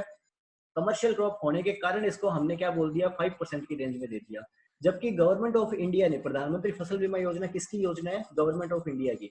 गवर्नमेंट ऑफ इंडिया ने आज तक ऐसा कोई क्राइटेरिया ही नहीं दिया जिसके अंदर ऑयल सीड क्रॉप्स के बारे में स्पेसिफिकली कुछ बोला हुआ हो। तो वो क्वेश्चन वहां पे क्या था, अपने आप में गलत क्वेश्चन था, उस क्वेश्चन का आज तक कुछ नहीं हो पाया।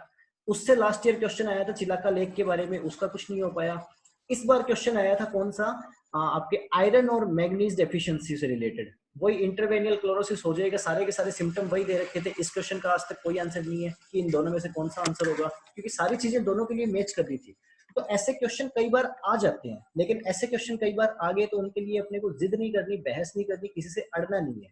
आपके पास ऑथेंटिक आंसर कोई भी हो, ठीक है। अगर आपको वो क्वेश्चन आ गया, जैसे कि ये ग्लाइकोलाइसिस वाला क्वेश्चन आपसे पूछ लिया गया, ठीक है ना, ग्लाइकोलाइसिस वाला क्वेश्चन आपसे पूछ लिया गया, वहां पे 40 एटीपी के बारे में लिखा हुआ मिल गया, या फिर 38 एटीपी के बारे में आपसे लिखा हुआ मिल गया। अब आपने इस क्वेश्चन को अपने विवेक से कर लिया, आपको लगा कि ये क्वेश्चन गलत है मेरा यहाँ पे, और ये क्वेश्चन एग्जाम में गलत पूछा गया और आपने इसे या तो करना पसंद किया या ना करना पसंद किया, वोटेवर आप जानो। लेकिन अगर उस एग्जाम में ऑब्जेक्शन लगाए जाने के क्राइटेरिया है ना, तो उस कंडीशन में ये क्वेश्चन अटेम्प्ट हर हाल में कर लेना, आपको जो बेस्ट आंसर लग रहा हो उसको, क्योंकि जिसमें ऑब्जेक्शन लगाए जा सकते हैं उसमें ऑब्जेक्शन लगाए जाते हैं हमेशा अच्छे रेफरेंस के आधार पे। रेफरेंस मैं बता देता हूँ, 36 एटीपी वाली जो बात है वो आईसीआर के सोर्सेस में लिखी हुई है। आईसीआर के सोर्सेस जो भी हैं वो कहते हैं कि जी रिसेंट स्टडीज बोलती है जिनके अंदर 36 एटीपी ही प्रोड्यूस होंगे, 38 टोटल ग्रोस एटीपी प्रोड्यूस होते हैं, 36 एटीपी नेट प्रोड्यूस होंगे। लेकिन उसी के साथ कुछ बुक्स है, ट्रेडिशनल बुक्स, जैसे आपके अरुण कत्यान हो गई, उसके अलावा और भी जो इंपॉर्टेंट बुक्स है उनके अंदर अभी भी 40 एटीपी लिखा हुआ आ रहा है, ठीक है ना, अभी भी उनके अंदर 40 एटीपी लिखा हुआ आ रहा है। यानी आपके पास में दोनों ही कंडीशन है। आप यूनिवर्सिटी की साइट से सिलेबस डाउनलोड करना, उस सिलेबस के नीचे हर सब्जेक्ट के नीचे रेफरेंस दिया हुआ होता है, रेफरेंस बुक्स वहां पे जो भी मेंशन की होगी उन बुक्स का आप ऑब्जेक्शन क्लेम करने में काम में ले सकते हो। अब क्योंकि आईबीपीएस ऐसा एग्जाम है जिसमें ऑब्जेक्शन लग नहीं सकता, तो वहां पे तो भैया उन्होंने डाल दिया ना कुछ भी, मनमानी है एक तरीके से, उनकी डिक्टेटरशिप है। उन्होंने जो डाल दिया वही आपको करना पड़ेगा। अब आप पे डिपेंड कर रहा है, या तो पंगा ले लो या फिर कुछ और, ठीक है। दूसरी कंडीशन, जहां आप ऑब्जेक्शन लगा सकते हो वहां आप हमेशा अटेम्प्ट करना, आपको जो अच्छा लगे वो अटेम्प्ट करना। ना तो मैं आपको ये बोल सकता कि 36 एटीपी पे जाना, आप ना बोल सकता 38 एटीपी जाना। मेरे पॉइंट ऑफ व्यू से दोनों ऑप्शन एग्जाम में कभी आएंगे नहीं। अगर कभी आ जाए तो जो आपका जो दिल पसंद करे उस चीज की तरफ चले जाना, ठीक है। ऑब्जेक्शन क्लेम कर देना बाद में, क्या प्रॉब्लम है, दोनों के अपने पास अच्छे सोर्सेज हैं कि अपने दोनों चीजें बोल सकते हैं कि इस बुक में ये लिखा गया है, इस बुक में ये लिखा गया है। अब ऐसा नहीं है मैं कल को कोई बुक पब्लिश कर दूंगा, उस बुक में मैं कुछ भी लिख दूंगा तो उसको मान लेगी गवर्नमेंट या ऑर्गेनाइजेशन।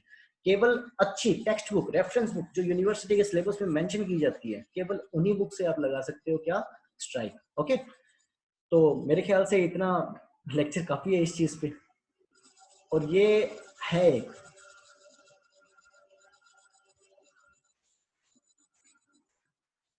ठीक है ना। तो ध्यान रखना इसके अंदर कोई इसमें लड़ाई झगड़े वाली बात नहीं है कि हम 36 पे जाएं या 38 पे जाएं, लेकिन आपको ध्यान होना चाहिए दोनों चीजें, क्योंकि हो सकता है कि डायरेक्ट ये ना पूछे 36 और 38, डायरेक्ट ये पूछ ले कि ग्लाइकोलाइसिस के अंदर जो NADH2 बनेगा वो NADH2 कितने एटीपी देगा, वहां पे 1 2 3 4 लिखा हो, वहां पे तो डेफिनेटली 2 पे ही जाओगे ना आप, क्योंकि ऑब्वियस है जब वो ग्लाइकोलाइसिस स्पेशल मेंशन करके बोल रहा है तो वो ये वाली चीज पूछना चाह रहा है कि आपने ये वाली चीज आज तक पढ़ी है या नहीं पढ़ी। अगर ये वाली चीज वो पूछना चाह रहा है तो डेफिनेटली उस केस में 2 एटीपी पे जाओगे ना, 3 एटीपी पे उस केस में नहीं जाएंगे। क्लियर, आगे देखिए। और एक इसमें एक और चक्कर भी है, जो 38 एटीपी और 36 एटीपी वाला सीन है ना, उसमें एक और प्रॉब्लम भी है। प्रॉब्लम क्या है, वो कहता है कि जो यूकैरियोटिक सेल्स है, जो यूकैरियोटिक सेल्स है उनके अंदर, और यूकैरियोटिक भी सारी नहीं बोलता, ये बोलता है मोस्ट ऑफ यूकैरियोटिक। अब यूकैरियोटिक और प्रोकैरियोटिक में डिफरेंस तो जानते हो ना। एक चीज, प्रोकैरियोटिक क्या होगी, सिंगुलर सेल्स होती हैं, कम डेवलप्ड होती हैं। यूकैरियोटिक सेल्स हाईली डेवलप्ड होती हैं और मल्टी सेलुलर ऑर्गेनिजम्स होते हैं। इनके अपने क्या है, यूकैरियोटिक से। तो यूकैरियोटिक जो होते हैं उनके अंदर मोस्टली 36 एटीपी वाला फंडा रहता है। प्रोकैरियोटिक अगर आ गया तो 100% 38 एटीपी होगा, ध्यान रखना। प्रोकैरियोटिक में ऐसा कुछ भी नहीं है। एक और डिफरेंस मैंने आपको इसमें बता दिया ताकि आप क्वेश्चन की लैंग्वेज के अकॉर्डिंग आंसर कर सको, ठीक है। लेकिन अगर उसने यूकैरियोटिक भी दे दिया, और एक चीज और बोल देता हूँ कि मान लीजिए क्वेश्चन की लैंग्वेज में कहीं पे यूकैरियोटिक स्पेशल से मेंशन कर दिया गया, तो यूकैरियोटिक स्पेशल से मेंशन कर देने का ये कारण है, एक संकेत है, एक इंडिकेशन है कि वो आपसे पूछना चाह रहा है 36 एटीपी के बारे में, ठीक है ना। तो इस तरीके से आपको डिसाइड करना पड़ेगा ऑन द स्पॉट कि आपको किस तरीके से करना है। आप एग्जाम की strategy on the spot he decide करते हो, कभी भी एग्जाम से पहले डिसाइड नहीं कर सकते, because you don't know what is the level of exam, ठीक है। एग्जाम हो सकता है बिल्कुल ईजी आ जाए, हो सकता है बिल्कुल टफ आ जाए। इजी आ जाएगा आपको अटेम्प्ट ज्यादा करना पड़ेगा, टफ आ जाएगा अटेम्प्ट कम हो जाएगा आपका। अटेम्प्ट ही कम ज्यादा हो गया तो बाकी स्ट्रेटेजी सारी झंड है। क्लियर ना, आगे देखिए क्या बोला गया है यहाँ पे, number of released NADH2 and FADH2, ठीक है।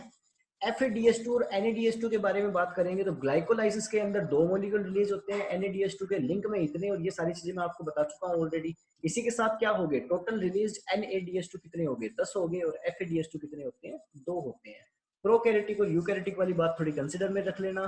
प्रोकैरियोटिक के अंदर हमेशा कितने बनेंगे, टोटल 40, नेट कितने बन जाएंगे 38। यूकैरियोटिक में 40 बन सकते हैं अगर क्वेश्चन की लैंग्वेज चाहे तो, वरना 38 भी बन सकते हैं, ठीक है ना। 40 में से नेट गेन 38 का हो जाएगा, 38 में से नेट गेन 36 का हो जाएगा, दोनों ही बातें सही है, कोई गलत नहीं है, डिपेंड करेगा क्वेश्चन पे।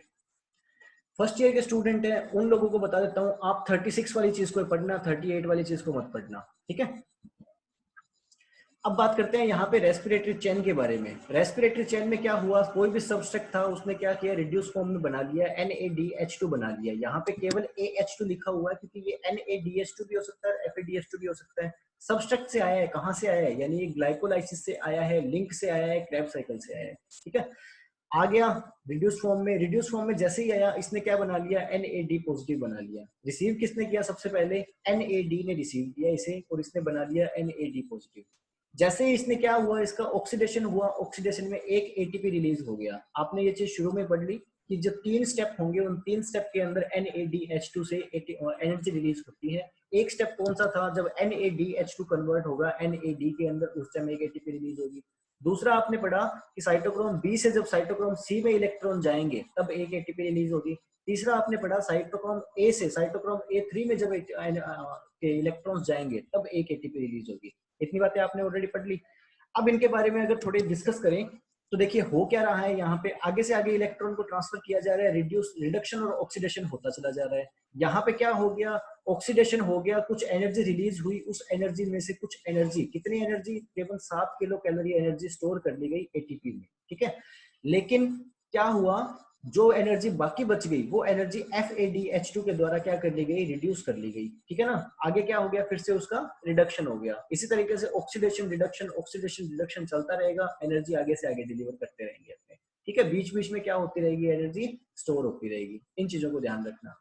क्यों होती रहेगी, क्योंकि ग्लूकोज मॉलिक्यूल में 686 किलो कैलोरी एनर्जी होती है, लेकिन ये सारी एनर्जी एटीपी में कन्वर्ट नहीं हो पाती। इनमें से केवल 273 कैलोरी के आसपास क्या होगी, एटीपी में कन्वर्ट हो पाएगी, ओके। यहाँ पे इलेक्ट्रॉन्स वगैरह आगे से आगे पास किए जा रहे हैं। फाइनली इलेक्ट्रॉन किसे दे दिए जाएंगे, ऑक्सीजन को दे दिए जाएंगे। और यहाँ जो H पॉजिटिव जो इनमें से रिलीज हो रहे थे, वो H पॉजिटिव इस ऑक्सीजन के साथ मिलकर के क्या बना लेंगे, H2O बना लेंगे, क्लियर ना।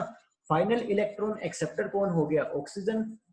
प्रोडक्ट क्या बनेगा, H2O प्लस ATP, ठीक है। इलेक्ट्रॉन रिसीवर कौन होगा, ऑक्सीजन। और इलेक्ट्रॉन कैरियर कौन होगा, ये बीच में जितने भी आपको दिखाई दे रहे हैं सारे के सारे, ठीक है। और इलेक्ट्रॉन डोनेट कौन करेगा, डोनेट करेगा आपके रिड्यूस्ड कोएंजाइम, वो क्या है, NADH2 या फिर FADH2।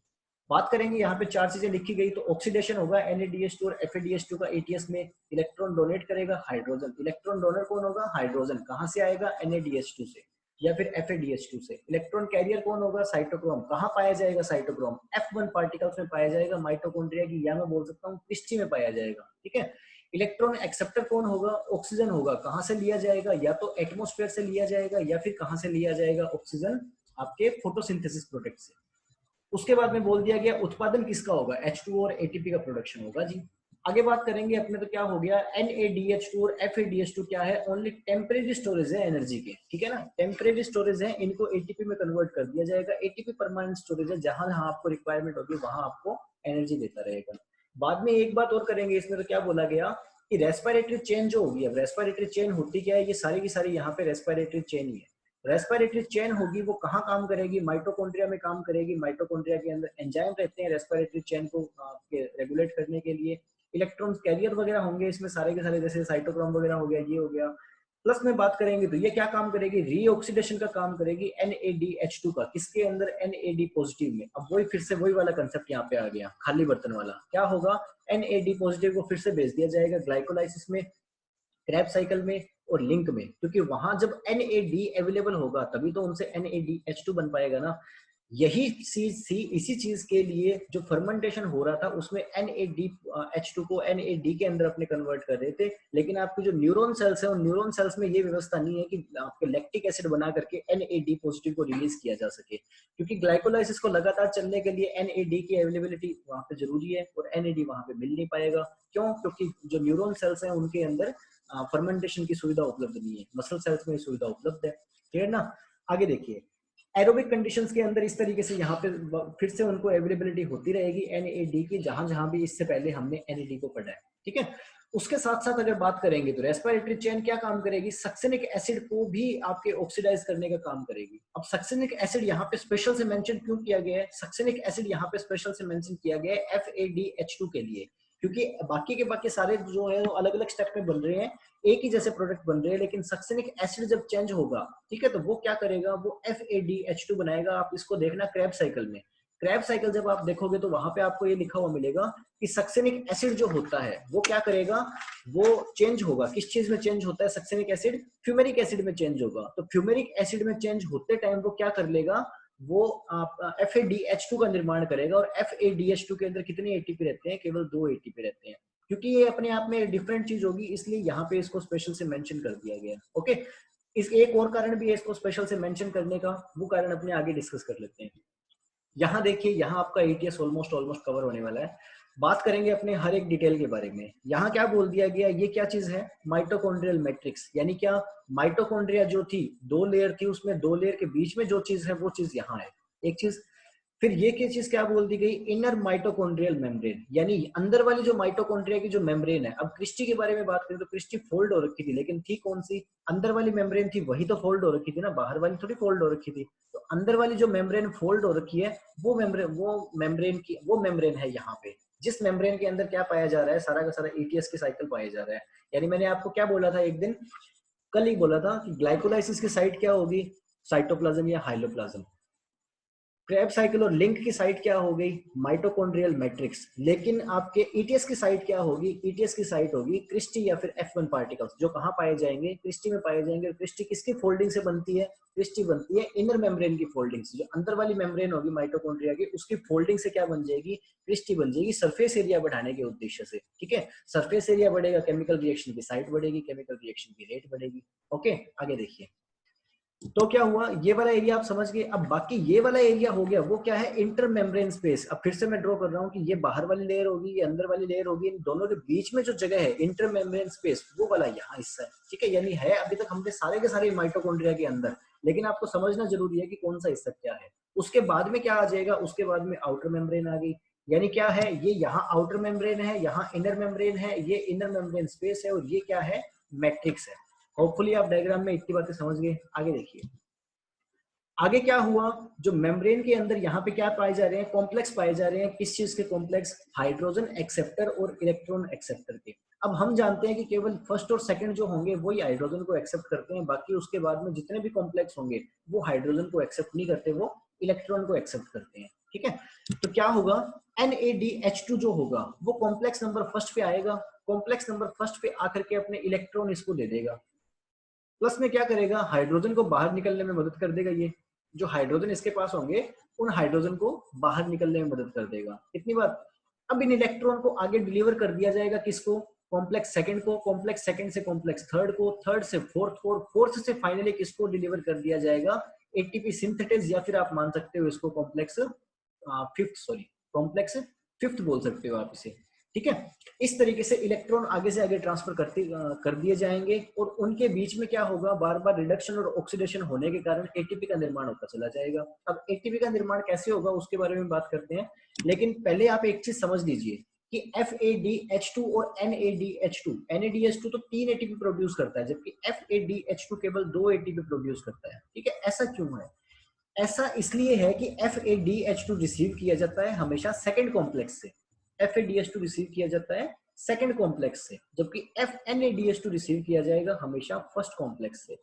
सेकंड कॉम्प्लेक्स से रिसीव किया गया, FADH2 बना कौन से स्टेप में, सक्सिनिक एसिड स्टेप में। तो सेकंड कॉम्प्लेक्स का नाम भी क्या हो गया, सक्सिनेट डीहाइड्रोजिनेज। क्या हो गया, सक्सिनेट डीहाइड्रोजिनेज। जबकि फर्स्ट कॉम्प्लेक्स का नाम क्या हो गया, NADH2 डीहाइड्रोजिनेज। ठीक है ना, वही चीज होगी, हाइड्रोजन को डिहाइड्रेट कर रहा है, फिर से हाइड्रोजन को अलग कर रहा है, अलग कर दिया तो डीहाइड्रोजिनेज। ठीक है, उसके बाद में थर्ड और फोर्थ ये सारे के सारे वो साइटोक्रोम वाला सीन है इनके साथ में। ओके ना, आगे देखिए, हाइड्रोजन को बाहर करने का काम कौन कौन कर रहा है, हाइड्रोजन को बाहर कॉम्प्लेक्स फर्स्ट, कॉम्प्लेक्स फोर्थ और कॉम्प्लेक्स आपके सॉरी कॉम्प्लेक्स फर्स्ट, थर्ड और फोर्थ के द्वारा हाइड्रोजन को बाहर भेजा जा रहा है। बाहर कौन सी साइड पे भेजा जा रहा है, बाहर भेजा जा रहा है इंटर मेम्ब्रेन स्पेस में। कहाँ भेजा जा रहा है, इंटर मेम्ब्रेन स्पेस में, यानी बाहर वाली जो मेम्ब्रेन है उसकी और अंदर वाली जो मेम्ब्रेन है, उन मेम्ब्रेन के बीच में जो जगह है वहां पे हाइड्रोजन को हमने भेज दिया। अब क्योंकि हमने बहुत सारे हाइड्रोजन को वहां पे भेज दिया, इसलिए हाइड्रोजन का यहाँ पे क्या हो गया, कंसंट्रेशन ज्यादा होगी। कंसंट्रेशन ज्यादा होने की वजह से ये क्या कर रहा है, एक प्रेशर डेवलप कर रहा है या एक पोटेंशियल डेवलप कर रहा है। ठीक है, एक ग्रेडियंट, कंसंट्रेट ग्रेडियंट डेवलप कर रहा है यहाँ पे ये। ठीक है, ग्रेडियंट डेवलप करेगा, क्या होगा, ये एक, अब रास्ता केवल अंदर आने का एक ही है, वो रास्ता कौन है, एटीपी सिंथेटेज। वो रास्ता कौन है, एटीपी सिंथेटेज।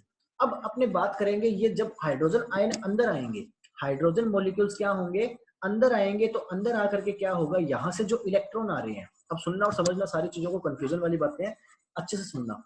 NADH2 है, इलेक्ट्रॉन दे रहा है, इलेक्ट्रॉन मिल गया कॉम्प्लेक्स फर्स्ट को, कॉम्प्लेक्स फर्स्ट ने सेकंड को दे दिया, सेकंड ने थर्ड को दे दिया, थर्ड ने फोर्थ को दे दिया, फोर्थ ने फाइनली इलेक्ट्रॉन किसको दे दिया, ऑक्सीजन को दे दिया।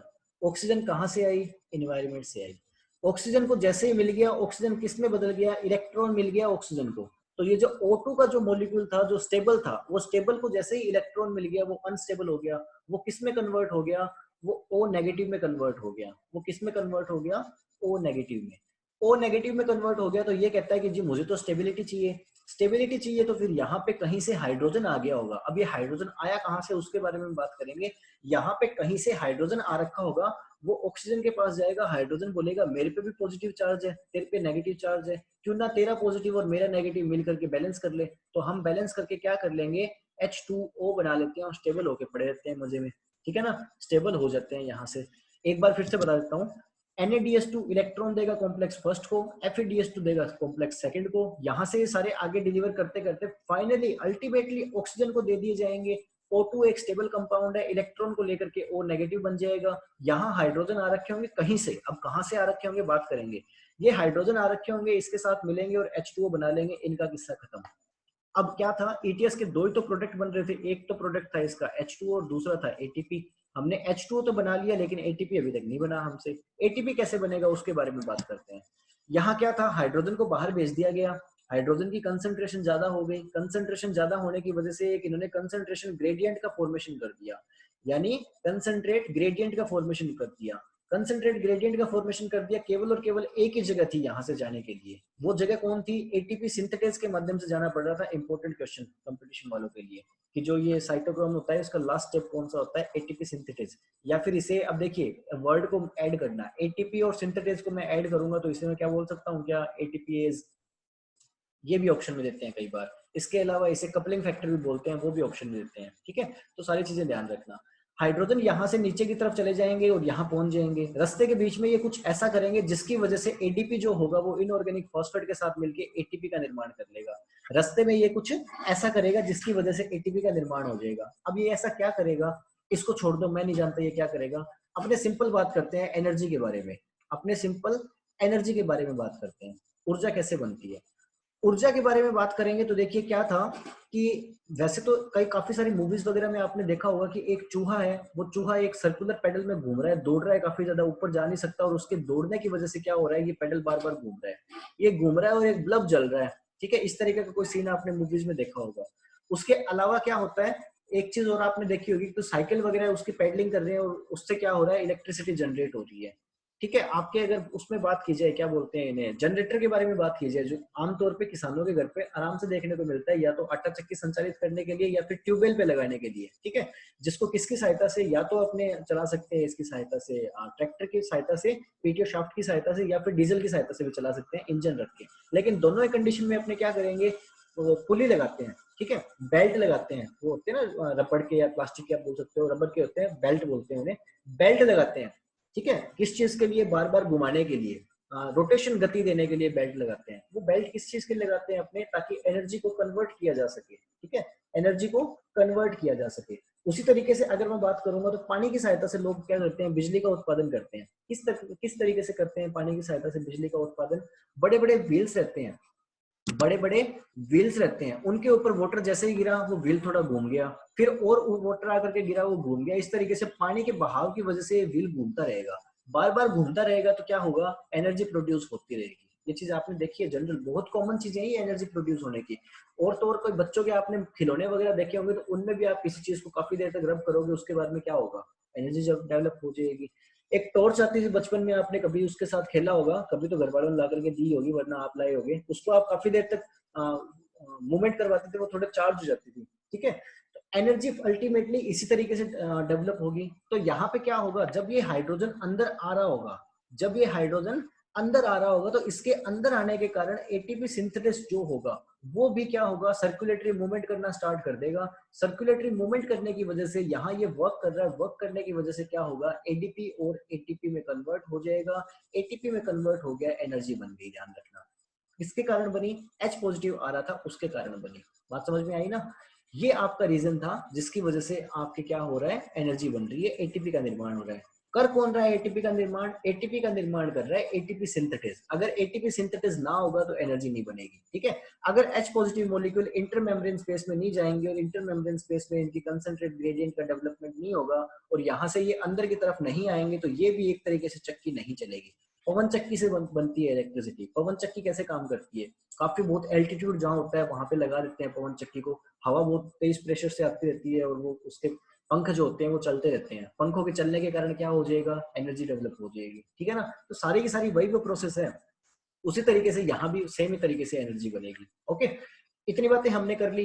अब क्या हो गया, ईटीएस हमारा यहाँ तक कंप्लीट हो गया, लेकिन हम इतने टाइम से पढ़ते हुए आ रहे हैं एटीपी और एडीपी। ठीक है, तो अब इनके बारे में थोड़ी बात कर लेते हैं। क्या हो गया कि जो एनर्जी रहती है वो एडीपी के टर्मिनल पायरोफॉस्फेट बॉन्ड पे रहती है। अब टर्मिनल का मतलब क्या हो गया, फिर से शीर्षस्थ, यानी यहाँ बात करेंगे ये क्या है, एटीपी, एडेनिन ट्राइफॉस्फेट।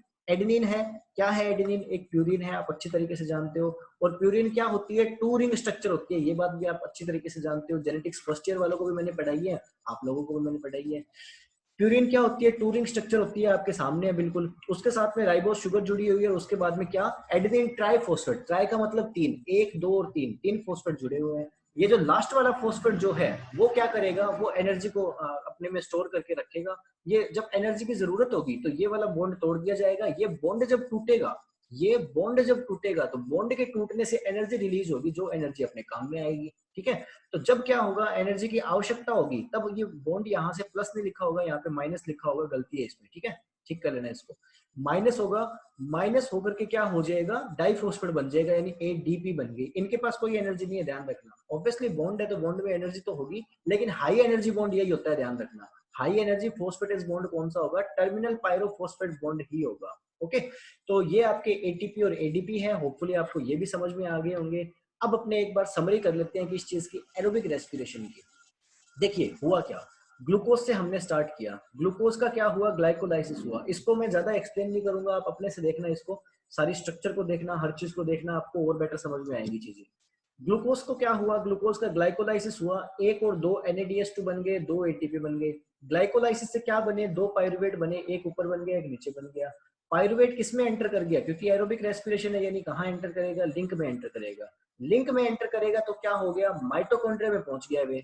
यहाँ जो ये लाइन अलग करके दी हुई है, वो लाइन क्या है कि इससे पहले का सारा काम तो कहाँ हो रहा है? साइटोप्लाज्म में, और इसके बाद का सारा काम किसमें हो रहा है? माइटोकॉन्ड्रिया में। अब क्या हो गया? माइटोकॉन्ड्रिया में ये एसिटिल कोएंजाइम एंटर कर गया, एक और दो एंटर कर गए। लिंक में उन्होंने एक NADH2 बना लिया, और इसने भी NADH2 बना लिया, और दोनों ने एक एक कार्बन डाइऑक्साइड को रिलीज भी कर दिया। यहाँ से ये क्रेब साइकिल में जाएगा, क्रेब साइकिल से एक एक एटीपी बनेगी। ठीक है, डायरेक्ट एटीपी एक एक बनेगी। उसके बाद में तीन NADH, और यहाँ पे तीन NADH2 और FADH2 और FADH2 जो होंगे वो बन जाएंगे। दो दो कार्बन मॉलिक्यूल यहाँ से रिलीज कर दिए जाएंगे। बात करेंगे तो दो और दो चार कार्बन मॉलिक्यूल, और एक पांच और एक छह, यानी अभी तक हमने टोटल 6 कार्बन डाइऑक्साइड रिलीज कर दिए हैं। उसके बाद में क्या होगा? यहाँ से ये जो NADH2 और FADH2 जितने भी थे वो किस में एंटर करेंगे? ETS में एंटर करेंगे, और ETS में एंटर करने के बाद में ऑक्सीजन की प्रेजेंस में इनका क्या होगा? ऑक्सीडेशन होगा। ऑक्सीजन की प्रेजेंस में इनका ऑक्सीडेशन होगा, जिनके कारण एटीपी का निर्माण होगा, जिनके कारण एटीपी का निर्माण होगा। और फाइनली क्या होगा? इलेक्ट्रॉन को, अब यहाँ ये क्या है? इलेक्ट्रॉन को एक्सेप्ट किया जा रहा है, इलेक्ट्रॉन को एक्सेप्ट किया जा रहा है। और किस डायरेक्शन में एक्सेप्ट किया जा रहा है? रिडॉक्स पोटेंशियल के डायरेक्शन में। किस डायरेक्शन में किया जा रहा है? रेडॉक्स पोटेंशियल के डायरेक्शन में इलेक्ट्रॉन्स को डिलीवर किया जा रहा है। यहाँ से आगे ट्रांसफर हुए, यहाँ से आगे ट्रांसफर हुए, फाइनली इलेक्ट्रॉन्स को कौन रिसीव करेगा? ऑक्सीजन रिसीव करेगा। तो ये बहुत ही छोटी सी चीज के अंदर आपको एक्सप्लेन करने के लिए था। इसी की तरह एक और भी है जिसके अंदर मैं आपको अच्छे से एक्सप्लेन कर सकता हूँ इस चीज को। देखिए हो क्या रहा है, यहाँ बात करेंगे अपने, तो क्या हो रहा है? ये माइटोकॉन्ड्रिया की बात कर रहे हैं अपने। माइटोकॉन्ड्रिया के अंदर क्या हुआ? सिट्रिक एसिड साइकिल चल रहा था। ठीक है, कहाँ चलता है सिट्रिक एसिड साइकिल? माइटोकॉन्ड्रिया के अंदर। सिट्रिक एसिड साइकिल या फिर TCA साइकिल या फिर क्रेब्स साइकिल, एक ही बातें हैं सारी। सिट्रिक एसिड साइकिल चल रहा था। हो क्या रहा है? उससे NADH2 भी बन रहे हैं उससे, और सक्सिनेट भी बन रहा है। अब सक्सिनेट को आप सक्सिनेट ना पढ़ के यहाँ पे पढ़िए केवल FADH2। ठीक है ना, यहाँ पे आप FADH2 पढ़िए इस चीज को। ये वाला हिस्सा जहां क्रैब साइकिल चल रहा है वो कौन सा हिस्सा है? मैट्रिक्स। ठीक है, लिखा भी गया है यहाँ पे मैट्रिक्स। ये वाली कौन सी मेम्ब्रेन है? Outer membrane. ये वाली कौन सी मेम्ब्रेन होगी? ये कौन सा गैप हो गया? Inter membrane space. तो यहाँ ये भी कौन सा हो गया? Inter membrane space. यानी आउटर मेम्ब्रेन और इनर मेम्ब्रेन के बीच में जो गैप हो गया वो गैप हो गया ये इंटर मेम्ब्रेन स्पेस। ठीक है, देखिए हो क्या रहा है। अगर बात करेंगे NADH2 की, तो NADH2 को कौन सा कॉम्प्लेक्स रिसीव करेगा? First complex. फर्स्ट कॉम्प्लेक्स आगे डिलीवर कर देगा, वो थर्ड कॉम्प्लेक्स को दे दिया, इसने साइटोक्रोम ने आगे फोर्थ को दे दिया। फाइनली इन इलेक्ट्रॉन्स को ऑक्सीजन ने रिसीव कर लिया, ऑक्सीजन ने H2O बना लिया। इतनी बातें हमको समझ में आ गई। हाइड्रोजन कहाँ से आया? यहाँ हाइड्रोजन जो हम बाहर भेज रहे थे आउटर लेयर के, जो इंटर मेम्ब्रेन जो स्पेस था उसके अंदर हाइड्रोजन का कंसंट्रेट ग्रेडियंट हायर हो गया, वहां से ये अंदर की तरफ आ गया, हाइड्रोजन आ गया, फाइनली ऑक्सीजन के साथ मिलके H2O बना लेगा। हाइड्रोजन अंदर आ रहा है तो एटीपी सिंथेसिस का चक्का घूम रहा है, इसका चक्का घूमेगा तो ये एनर्जी डेवलप करेगा। एटीपी जो होगा उसके साथ एक हाई एनर्जी फॉस्फोरस बॉन्ड जोड़ देगा, पायरोफॉस्फेटेस बॉन्ड, जिसकी वजह से एटीपी बन जाएगा। ठीक है, वहीं अगर बात करेंगे सक्सिनेट की या फिर किसकी, FADH2 की, तो वो फर्स्ट कॉम्प्लेक्स के द्वारा रिसीव नहीं किया जा रहा, वो डायरेक्ट सेकंड कॉम्प्लेक्स के द्वारा रिसीव किया जा रहा है। वही सेम प्रोसेस होगी, हाइड्रोजन बाहर रिलीज कर दिए गए, ऑक्सीजन H2O सारा कुछ वही है। क्लियर ना? तो ये आपका यहाँ पे एटीपी भी समाप्त, सॉरी ईटीएस भी समाप्त हो गया। ईटीएस में आपने क्या पढ़ा क्या नहीं पढ़ा सारी बातें हो गई। अब डिफरेंस के बारे में बात करते हैं कि ऑक्सीडेटिव फोस्फोराइलेशन और फोटोफोस्फोराइलेशन में डिफरेंस क्या होगा। ये हम फोस्फोराइलेशन के जस्ट बाद में इसलिए नहीं पढ़ रहे क्योंकि फोस्फोराइलेशन के जस्ट बाद में अगर इस चीज को पढ़ते हैं अपने, तो वहां पे अपने को ऑक्सीडेटिव फोस्फोराइलेशन पूरी तरीके से क्लियर नहीं होता कि एक्चुअली में ऑक्सीडेटिव फोस्फोराइलेशन है क्या। फोटोफोस्फोराइलेशन तो हम अच्छे से जानते हैं, इसलिए इस स्लाइड को मैंने यहाँ पे ऐड करना ज्यादा बेटर समझा। अगर बात करेंगे ऑक्सीडेटिव फोस्फोराइलेशन की, तो ये कहाँ होगा, रेस्पिरेशन के टाइम, ये कहाँ होगा, फोटोसिंथेसिस के टाइम। ये कहाँ होता है, माइटोकॉन्ड्रिया में, ये कहाँ होगा, क्लोरोप्लास्ट में, माइटोकॉन्ड्रिया की इनर मेम्ब्रेन क्रिस्टी में, और ये कहाँ होगा, थाइलेकोइड मेम्ब्रेन में। लाइट रिएक्शन में बनते हैं ना फोटोफोस्फोराइलेशन, एटीपी कहाँ बनते हैं, फोटोसिंथेसिस के लाइट रिएक्शन में। लाइट रिएक्शन कहाँ होती है, थाइलेकोइड की मेम्ब्रेन में ही होती है, पिगमेंट्स वहीं तो होते हैं। यहाँ मोलिकुलर ऑक्सीजन रिक्वायर्ड होगा टर्मिनल ऑक्सीडेशन के लिए, फोटोसिंथेसिस में ऐसा कुछ भी नहीं है। ठीक है, अगर बात करें फोटो फोस्फोराइलेशन में, यहाँ क्या हो गया, पिगमेंट सिस्टम इन्वॉल्व होंगे, नहीं होंगे सॉरी, और यहाँ पिगमेंट सिस्टम फर्स्ट और सेकंड दोनों के दोनों इन्वॉल्व हो रहे हैं। फोटो फोस्फोराइलेशन में क्या हो रहा था, पिगमेंट सिस्टम सेकंड से पिगमेंट सिस्टम फर्स्ट के पास पहुंच रहे थे, तो एटीपी बन रहे थे ना। या फिर साइक्लिक में क्या हो रहा था, पिगमेंट सिस्टम फर्स्ट ही अपने आप में घुमाए जा रहा था, तो दो एटीपी बन रहे थे। हाँ जी बिल्कुल, यहाँ पे NADPH2 भी बन रहा था, ठीक है, लेकिन NADPH2 है वो ETS साइकिल में थोड़ी आ पाएगा, ETS साइकिल में नहीं आ पाएगा। ये क्या नहीं कर पाएगा, ये वो वाला चेक है जो कैश नहीं हो सकता इस बैंक में, ठीक है, इसको इसी फॉर्म में रहना पड़ेगा। कुछ चेक्स ऐसे होते हैं जिनको आप कैश में कन्वर्ट नहीं कर सकते, चेक में ही पेमेंट कर सकते हो, ठीक है, चेक से चेक में। या यूं मान लो मैं बैंक में गया, मैंने बैंक में जाकर के चेक दे दिया बैंक वालों को और बोल दिया मुझे कैश मत दो, अमाउंट में अकाउंट में डाल दो डायरेक्ट, ठीक है, तो वो क्या करेंगे, उस अमाउंट को डायरेक्ट मेरे अकाउंट में ट्रांसफर कर देंगे, कैश देने की जरूरत नहीं पड़ी। तो वो वाली बात है कि NADPH2 के पास एनर्जी तो है, लेकिन इसे आप कैश नहीं करवा सकते, आप चेक टू चेक पेमेंट ही कर सकते हो। ओके, आगे देखिए, it occurs in electron transport system, ये कहाँ होगा, साइक्लिक और नॉन साइक्लिक आपके इलेक्ट्रॉन ट्रांसपोर्ट में। साइक्लिक और नॉन साइक्लिक इलेक्ट्रॉन ट्रांसपोर्ट कहाँ होंगे, आप अच्छे से जानते हो, लाइट रिएक्शन दो टाइप की होती है, cyclic and non cyclic. Non cyclic में दोनों फोटो सिस्टम इन्वॉल्व होते हैं, साइक्लिक में केवल फोटो सिस्टम फर्स्ट इन्वॉल्व रहता है।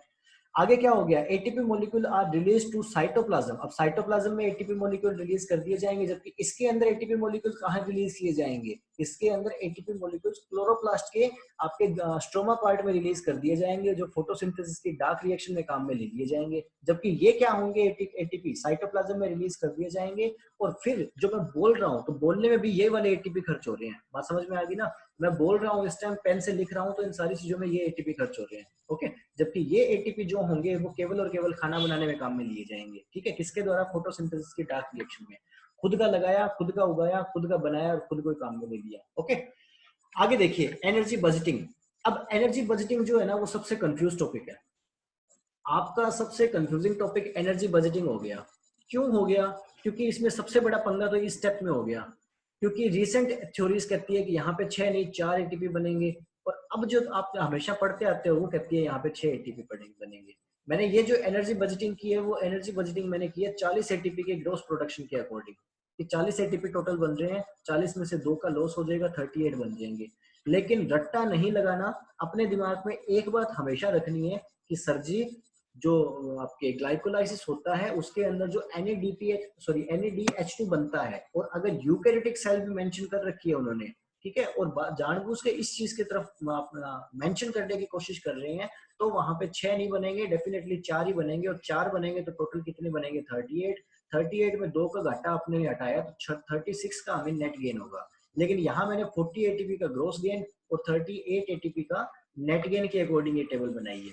ओके ना, आगे देखिए इसमें हो क्या रहा है। सबसे पहले ग्लाइकोलाइसिस के बारे में बात कर लेते हैं। जो फर्स्ट ईयर के स्टूडेंट है, आपको बहुत बता देता हूँ कि इन स्टेप्स को अच्छे से याद कर लेना, रट्टा ही लगा लेना चाहो तो। इनके स्टेप्स पूछते हैं डायरेक्ट एग्जाम में, ये क्वेश्चन भी आ सकता है कि कौन कौन से स्टेप में एटीपी बनती है बताइए, ठीक है। 15 नंबर के क्वेश्चन में भी आ सकता है कि ग्लाइकोलाइसिस और क्रेब साइकिल में कौन कौन से स्टेप में एटीपी बनती है, उन स्टेप को लिखिए। तो आपको केवल इतने स्टेप्स ही लिखने रहेंगे कि हाँ जी इस स्टेप में एटीपी बन गई, इसमें बन गई। या फिर हो सकता है 4 नंबर के क्वेश्चन में डायरेक्ट ऐसा पूछने की ग्लाइकोलाइसिस में कौन से स्टेप में एनर्जी बनती है और कौन से स्टेप में एनर्जी का कंज्यूम होता है, यूज में ली जाती है। तो ये 2 स्टेप है, ग्लूकोज से ग्लूकोज 6 फॉस्फेट और फ्रक्टोज से फ्रक्टोज, सॉरी फ्रक्टोज 6 फॉस्फेट से फ्रक्टोज 1,6 डाइफॉस्फेट बनेगा। उस टाइम एक एक एटीपी का यूज कर लिया जाएगा।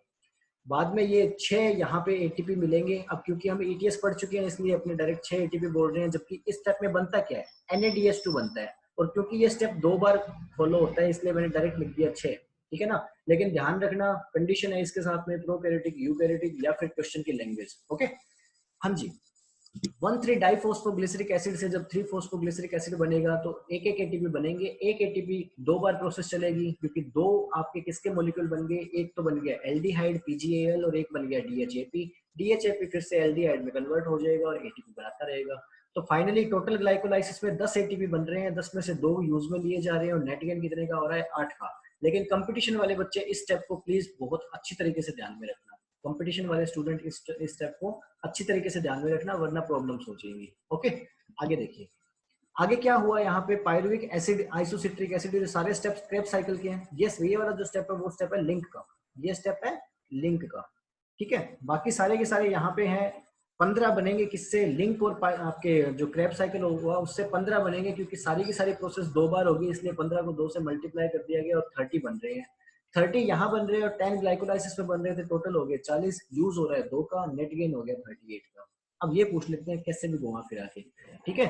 इसके कोशिश करूंगा आपको ऑब्जेक्टिव टाइप क्वेश्चन में प्रोवाइड करवा दूं डाटा, वहां से अजीब अजीब टाइप के क्वेश्चन पूछ रखे होंगे ना इन सारी चीजों के रिलेटेड, तो आपको एक कंसेप्ट क्लियर होगा, अदरवाइज तो लैंग्वेज में वो उसके रह जाएगी। बाकी इसके लिए बुक सजेस्ट कर देता हूँ, अरुण कात्यायन में चले जाना। अरुण कात्यायन बुक के अंदर काफी सारे अलग अलग टाइप दे रखे हैं, उन टाइप्स को देख लेना एक बार, ठीक है। जिनके पास बुक नहीं है उनको मैं स्क्रीनशॉट शेयर कर दूंगा बुक का, ठीक है, ग्रुप में आप आपके। हाँ जी, अब बात करेंगे यहाँ पे रेस्पायरेशन और फोटोसिंथेसिस के बारे में कि इन दोनों में डिफरेंसेस क्या है। रेस्पायरेशन और फोटोसिंथेसिस एक दूसरे से उल्टा है, आप सारे अच्छे से जानते हो इस चीज को। रेस्पायरेशन क्या है, कैटाबोलिक प्रोसेस है, डिस्ट्रक्शन करेगा स्टोरेज फूड का। ये क्या है, एनाबोलिक प्रोसेस है, मैन्युफैक्चरिंग करेगा फूड का। इसके लिए लाइट एसेंशियल है, इसके लिए लाइट एसेंशियल नहीं है। ऑक्सीजन को एब्जॉर्व करते हैं, इसमें ऑक्सीजन मुक्त होती है। कार्बन डाइऑक्साइड और वाटर प्रोड्यूस करते हैं, कार्बन डाइऑक्साइड फिक्स होती है। कार्बन कहाँ से, कार्बन कंटेनिंग कंपाउंड से या फिर एटमॉस्फेयर से। पोटेंशियल एनर्जी को कन्वर्ट कर दिया जाता है काइनेटिक एनर्जी में, यहाँ लाइट एनर्जी को कन्वर्ट कर दिया जाता है केमिकल एनर्जी या फिर पोटेंशियल एनर्जी में। अब नई चीज आई है, what is potential energy, what is light energy and what is kinetic energy. Light energy आप अच्छे से समझते हो, जो सन से जो लाइट आ रही है, फोटोन जो है उनके अंदर, फोटोन के अंदर जो एनर्जी है, क्वांटम जो है उनकी, उसको बोल दिया लाइट एनर्जी। एक चीज हमें समझ में आ गई। केमिकल एनर्जी हमें समझ में आ गया, पोटेंशियल एनर्जी आपको समझ में आ गया, वही उसकी केमिकल एनर्जी को पोटेंशियल एनर्जी बोलेंगे, ठीक है ना। केमिकल एनर्जी को क्या बोलेंगे, पोटेंशियल एनर्जी। जो मैं बच्चों का बताता रहता हूँ आपको, बच्चे धमकी देते हैं छोटे होते हैं उस टाइम एक दूसरे को, स्पेशली लड़के, कि तेरे में कितनी पोटी है बता देना मुझे, हाथ तो लगा के दिखा मुझे, दिखा तेरे में कितनी पोटी है। वो पोटी पोटी कुछ नहीं होता, वो पोटेंशियल होता है, ठीक है। पोटेंशियल का मतलब हो गया सामर्थ्य, पोटेंशियल का मतलब क्या हो गया, सामर्थ्य। अब सामर्थ्य का मतलब ये एक तरीके से साहस हो गया, ठीक है, लेकिन सामर्थ्य का मतलब हो गया कैपेबिलिटीज की, आपकी कैपेबिलिटीज कितनी है। तो उसी तरीके से केमिकल एनर्जी जो होगी वो पोटेंशियल एनर्जी हो गई, कि एक वो मेरे पास साइनाइड है, और साइनाइड क्या चीज है, पॉइजन है एक तरीके से। तो साइनाइड का इतना पोटेंशियल है कि उसको मैंने अपनी जीभ पे हल्का सा टच भी कर दिया तो मैं उसका टेस्ट रिकॉग्नाइज करूंगा, उससे पहले मर जाऊंगा, है ना। तो वो उसकी एनर्जी होगी, उसकी मतलब एक तरीके से लेवल हो गया उसका, ठीक है। और वो किस में स्टोर होगा, केमिकल के अंदर स्टोर रखती है, तो वो क्या बोल दिया गया, पोटेंशियल एनर्जी। अब इस केमिकल एनर्जी को कन्वर्ट कर दिया जाएगा, पोटेंशियल एनर्जी या केमिकल एनर्जी को काइनेटिक एनर्जी में कन्वर्ट कर दिया जाएगा। काइनेटिक का मतलब क्या हो गया, मूवमेंट या फिर गति करना, फिजिक्स का वर्ड है काइनेटिक, सिंपल में बोल रहा हूँ, मूवमेंट या फिर गति करना। मूवमेंट क्या हो गई, अब मैं हाथ हिला रहा हूँ, पैर हिला रहा हूँ, मुंह हिला रहा हूँ, मूवमेंट हो रही है ना। तो यानी क्या कर दिया, रेस्पायरेशन में पोटेंशियल एनर्जी, कार्बोहाइड्रेट के अंदर जो पोटेंशियल एनर्जी थी, स्टोर करके रखी हुई एनर्जी थी, उस एनर्जी को मुक्त कर दिया गया, जिससे मैं क्या कर सकूं, अपने एक्टिविटीज कर सकूं, हाथ हिला सकूं, पैर हिला सकूं, बोल सकूं, ठीक है। हाँ जी, आगे क्या बोला गया, रो मटेरियल क्या है रेस्पायरेशन के लिए, ग्लूकोज और ऑक्सीजन। इसके लिए रो मटेरियल क्या है, कार्बन डाइऑक्साइड और फिर क्या, वाटर। यहाँ बात करेंगे तो एनर्जी रिलीज होती है, एक्सोथर्मिक प्रोसेस है। यहाँ एनर्जी स्टोर होती है, एंडोथर्मिक प्रोसेस है। इसमें रिडक्शन होगा, ड्राई वेट के अंदर जो शुष्क भार होगा वो शुष्क भार कम हो जाएगा। आप डाइट पे चले जाओगे, आपके शरीर में बहुत सारी फैट स्टोर होकर के रखी हुई है, फैट क्या हो जाएगी, कार्बोहाइड्रेट कंज्यूम नहीं कर रहे होंगे, फैट का ऑक्सीडेशन होना स्टार्ट हो जाएगा, आपका वजन कम हो जाएगा, ठीक है। इसके अंदर वजन बढ़ेगा। बात करेंगे यहाँ, क्योंकि इसके अंदर खाना जमा होता चला जाएगा। बात करेंगे, ये क्लोरोफिल टिश्यू में नेसेसरी नहीं है इसके लिए क्लोरोफिल टिश्यू नेसेसरी है। हाँ जी, अब यहाँ पे एक बहुत ही अच्छा, मुझे बहुत अच्छा लगा ये डायग्राम। बात करेंगे इसके बारे में, फोटोसिंथेसिस और रेस्पिरेशन में डिफरेंस के बारे में। देखिए हो क्या रहा है, सनलाइट और H2O, ये लाइट डिपेंडेंट रिएक्शन है, ये एटीपी का निर्माण करेंगे। देखिए सेल दिखाया गया है यहाँ पे, ठीक है, एटीपी का निर्माण किया, और यहाँ पे NADPH2 दिखाए गए ट्रक में। आपके घर पे कोई पेंटर, जैसे हमारे घर पे अभी पेंटर काम कर रहे हैं, ठीक है, तो पेंटर अपना ब्रश लेकर के आए हैं मान लीजिए, वैसे तो अपना ही होता है ब्रश भी, ठीक है, परचेज करके देना पड़ता है, खराब हो जाता है, लेकिन मान लीजिए पेंटर की जगह लगे होते हैं वो मकान बनाने वाले मिस्त्री टाइप में लगे होते हैं, वो अपनी हथौड़ी हथौड़ी इस टाइप का मटेरियल लेकर के आते हैं। तो घर बनाने के बाद में, मकान बनाने के बाद में अपने हथौड़ी छेनी जो उनके औजार होते हैं वो औजार यहीं पे छोड़ जाते हैं क्या? नहीं छोड़ के जाते, बना दिया औजार अपने साथ में ले गए। उसी तरीके से NADP H2 वगैरह क्या रहेंगे, सिर्फ और सिर्फ टूल का काम करेंगे बीच में, ठीक है, उनका हिस्सा नहीं होंगे, एक बार के लिए इनमें ऐड हो जाएंगे, लेकिन बाद में कहेंगे ठीक है सर हम चलते हैं अपने घर। हाँ जी, तो इनको टूल से रिप्रेजेंट कर दिया गया एक तरीके से। कैल्विन साइकिल चलेगा, कैल्विन साइकिल एक बार कैल्विन साइकिल चलेगा तो क्या बनाएगा, PgAl। अब देखिए ग्लूकोज मॉलिक्यूल क्या होता है, हेक्सोज, इसकी स्ट्रक्चर ऐसी होती है। PgAl को देखिए आधा दिखाया गया है, ये आधा ये और आधा इसके बाद में यहाँ और जुड़ेगा, तो वो पूरा का पूरा ग्लूकोज बना लेगा। बहुत अच्छे तरीके से शो किया गया है, मुझे बड़ा पसंद आया। जो ग्लूकोज बन गया वो ग्लूकोज कहाँ जाएगा, अब रेस्पिरेशन में जाएगा। ग्लूकोज में 2 ATP आपको खर्च करनी पड़ेगी, ठीक है, 2 ATP खर्च करेंगे और 2 NAD पॉजिटिव। अब देखिए इसको रेड लाइट से दिखाया गया है। रेड लाइट यानी क्या, कि ये क्या है, खाली पड़ा है इस टाइम, ये खाली पड़ा है। आप खाली पड़े हुए को एनर्जी से भर दीजिए, लेकिन इस एनर्जी को आप अभी काम में नहीं ले सकते, बाद में काम में लेना पड़ेगा। हर एक चीज को कितनी डिटेल्स दिया गया है। ATP को छोटा सेल बनाया है, इसको बड़ा सेल बनाया है, बहुत अच्छा है, मुझे बड़ा पसंद आया ये। पायरुवेट जो होगा वो क्रैब साइकिल में एंटर कर लेगा, क्रैब साइकिल 2 बार चलेगा। NADS यहाँ से जो आ रहा था और यहाँ से जो आ रहा था, और FADS2, ये सारे के सारे किस में एंटर कर जाएंगे, इलेक्ट्रॉन ट्रांसपोर्ट सिस्टम में। इलेक्ट्रॉन ट्रांसपोर्ट सिस्टम 38 ATP को देगा, 38 ATP फिर से डिफरेंट डिफरेंट काम में आने शुरू हो जाएंगे। ओके ना, यहाँ से जो ATP आया वो ATP डायरेक्ट यहाँ से, और यहाँ से जो ATP आया वो ATP भी डायरेक्ट यहाँ आ जाएगा। 38 ATP का टोटल फायदा होगा, 2 ATP हमने यहाँ पे कंज्यूम कर चुके हैं। तो फोटोसिंथेसिस और ये आपस में इस तरीके से जुड़े हुए हैं। H2O यहाँ पे जो रिलीज किया जाएगा वो, प्लस में कार्बन डाइऑक्साइड जो रिलीज किया जाएगा। Carbon dioxide Calvin cycle, dark cycle तो कैल्विन डार्क फेज जो होगी वही तो कार्बन डाइऑक्साइड का फिक्सेशन करेगा, वहां दे दिया गया। और H2O जो था वो रिएक्शन के स्टार्टिंग में दे दिया गया। उसी तरीके से ये जो ऑक्सीजन बनाएगा वो ऑक्सीजन कहाँ दे दी गई, इलेक्ट्रॉन ट्रांसपोर्ट चेन को। बाकी हिस्सों में तो कहीं ऑक्सीजन की रिक्वायरमेंट नहीं होती। तो मेरे पॉइंट ऑफ व्यू से अगर आप लोगों को फोटोसिंथेसिस और रेस्पिरेशन दोनों पूरा रिवाइज करना है तो एक डायग्राम सफिशिएंट है, ये बहुत डिटेल्स को अपने अंदर समाये हुए हैं। ठीक है, आगे देखिए। उसके बाद में एरोबिक रेस्पिरेशन और फर्मेंटेशन में डिफरेंस क्या होता है उसके बारे में बात करते हैं। एरोबिक रेस्पिरेशन और फर्मेंटेशन में डिफरेंस के बारे में बात करेंगे तो एरोबिक रेस्पिरेशन सभी लिविंग सेल्स में होता है, फर्मेंटेशन कुछ एक सर्टेन माइक्रो ऑर्गेनिजम्स में होता है, सब में नहीं होता। बात करेंगे तो ये क्या हो गया, ऑक्सीजन की प्रेजेंस में, ये एब्सेंस में। एंड प्रोडक्ट कार्बन डाइऑक्साइड और H2O, इसके अंदर कार्बन डाइऑक्साइड तो एंड प्रोडक्ट होगा, लेकिन उसके साथ में H2O ना होकर एल्कोहल या फिर कोई और ऑर्गेनिक एसिड होगा। लैक्टिक एसिड हो सकता है, कुछ भी हो सकता है, अलग अलग एसिटिक एसिड भी हो सकता है। हाँ जी, टॉक्सिक नहीं होता प्लांट्स के लिए एरोबिक रेस्पिरेशन, जबकि फर्मेंटेशन टॉक्सिक होता है। आपके लिए बात करूं तो आपके पैरों में क्या इकट्ठा हो गया, तो आपके मसल्स में क्या इकट्ठा हो गया, लैक्टिक एसिड इकट्ठा हो गया। लैक्टिक एसिड आपकी मसल्स में, मसल्स पेन करना स्टार्ट कर दी ना आपकी मांसपेशियां, वही वाला केस। कंप्लीट ऑक्सीडेशन हो जाएगा फूड मटेरियल का, नहीं हो पाएगा कंप्लीट ऑक्सीडेशन।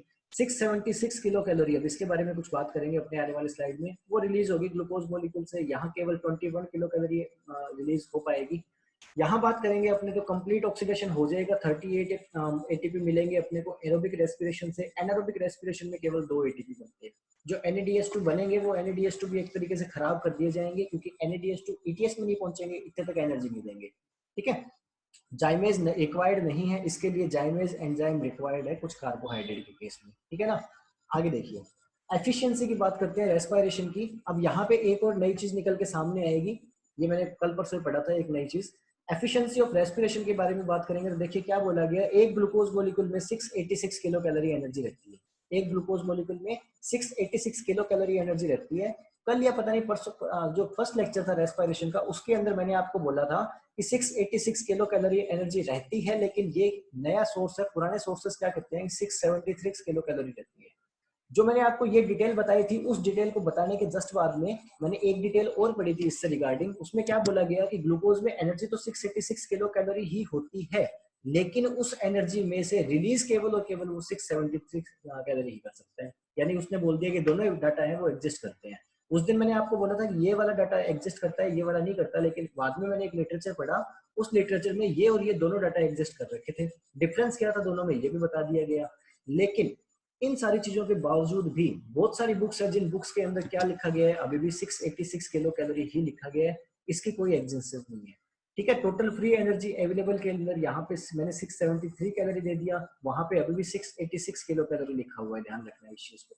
तो मैंने आपको लेक्चर शुरू हुआ था उस टाइम दो बातें बोली थी कि दो ऐसे डाउट आएंगे जिनका मेरे पास कोई जवाब नहीं है, और उनका जवाब क्यों नहीं है, क्योंकि ये चीजें अपने आप में उलझी हुई है। एक तो कौन सी चीज थी वो कि आप 36 एटीपी नेट गेन मानेंगे और 38 एटीपी मानेंगे, उसके अंदर भी क्या थी, कुछ एक कंडीशंस आ गई, उन कंडीशंस के अकॉर्डिंग आपने मान लिया कि ठीक है प्रोकैरियोटिक सेल है तो 38, यूकैरियोटिक सेल है तो 36।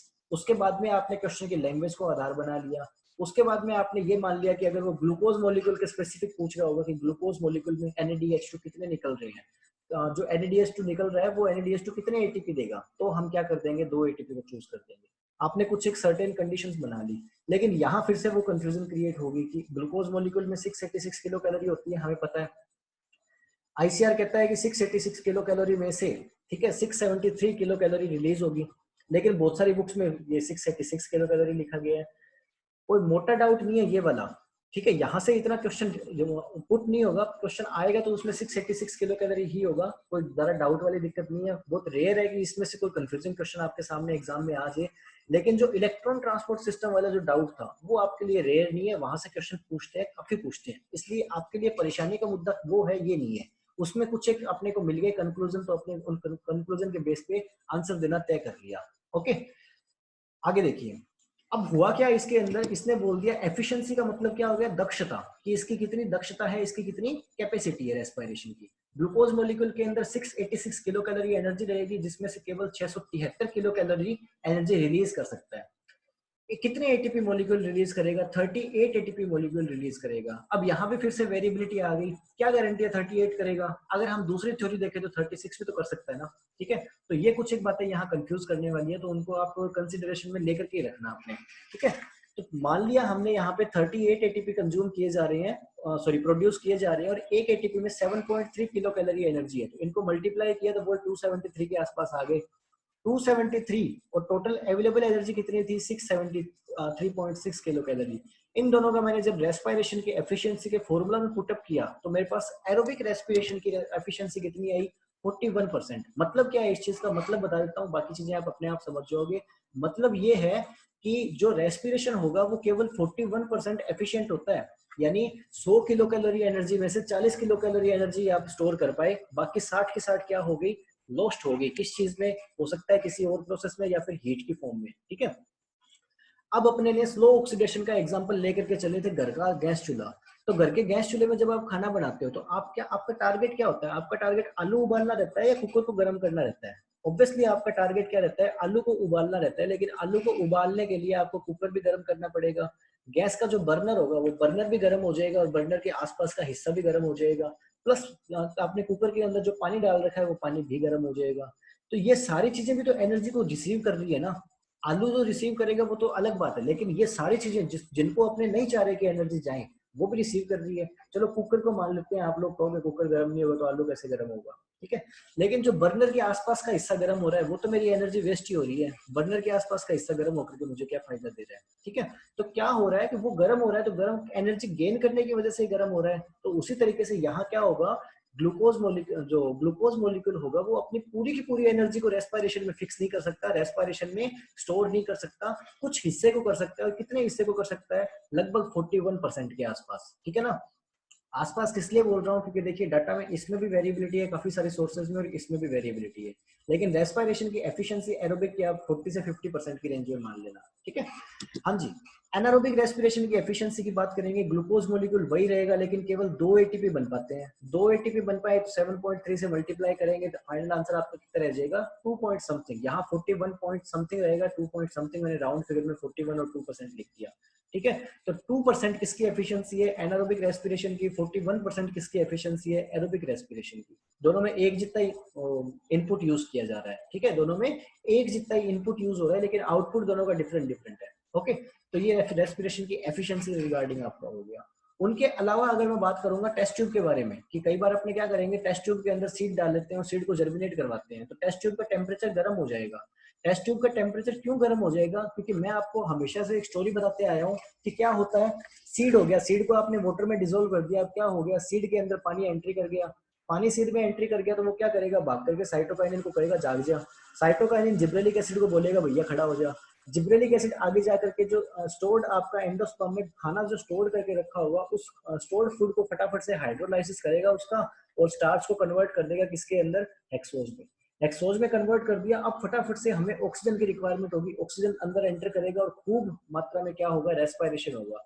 खूब मात्रा में रेस्पायरेशन होगा तो क्या होगा, रेस्पायरेशन से एनर्जी रिलीज होगी, एनर्जी रिलीज होगी तो उसकी वजह से टेम्परेचर बढ़ता चला जाएगा, क्योंकि सारी की सारी एनर्जी तो एटीपी बनाने में काम में नहीं आएगी, कुछ एनर्जी 60% एनर्जी तो हीट में लॉस्ट होगी, और टेस्ट ट्यूब में हीट हो रही है तो टेम्परेचर तो उसका बढ़ेगा ना। तो ये वाली कंडीशन होगी यहाँ पे कि जो जर्मिनेटिंग सीड होते हैं वो उनमें रेस्पिरेशन की रेट फास्ट होती है, रेस्पिरेशन की रेट फास्ट होने के कारण वो क्या करेंगे, 60% एनर्जी को लॉस्ट कर रहे होंगे हीट में, इसलिए वो टेस्ट ट्यूब का टेम्परेचर क्या कर देंगे, बढ़ा देंगे।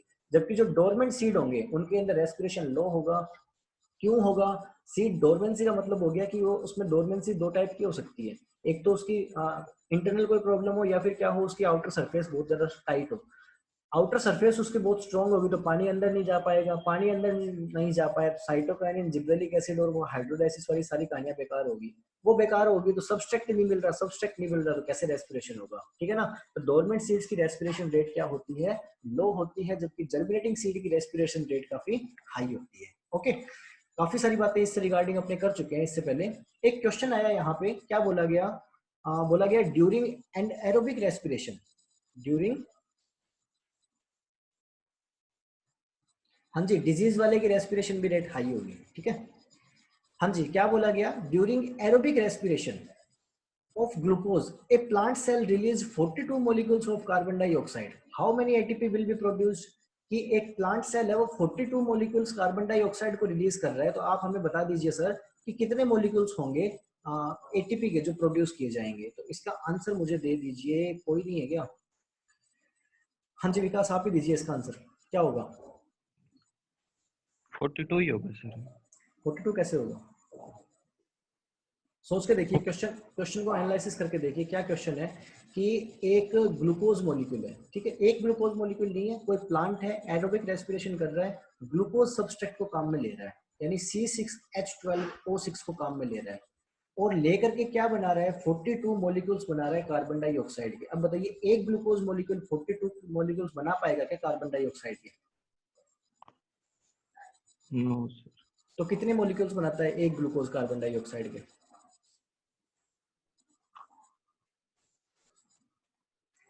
कितने मॉलिक्यूल्स बनाता है एक ग्लूकोज कार्बन डाइऑक्साइड के, ऋतुराज आप बता सकते हो।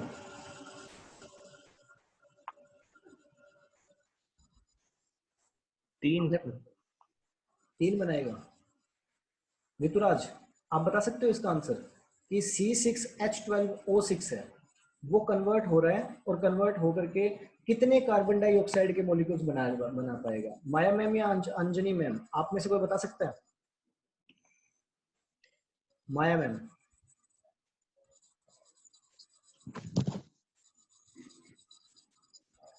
C6H12O6 कितने कार्बन डाइऑक्साइड के मॉलिक्यूल्स बनाता है। 38, क्या कर रहे हो।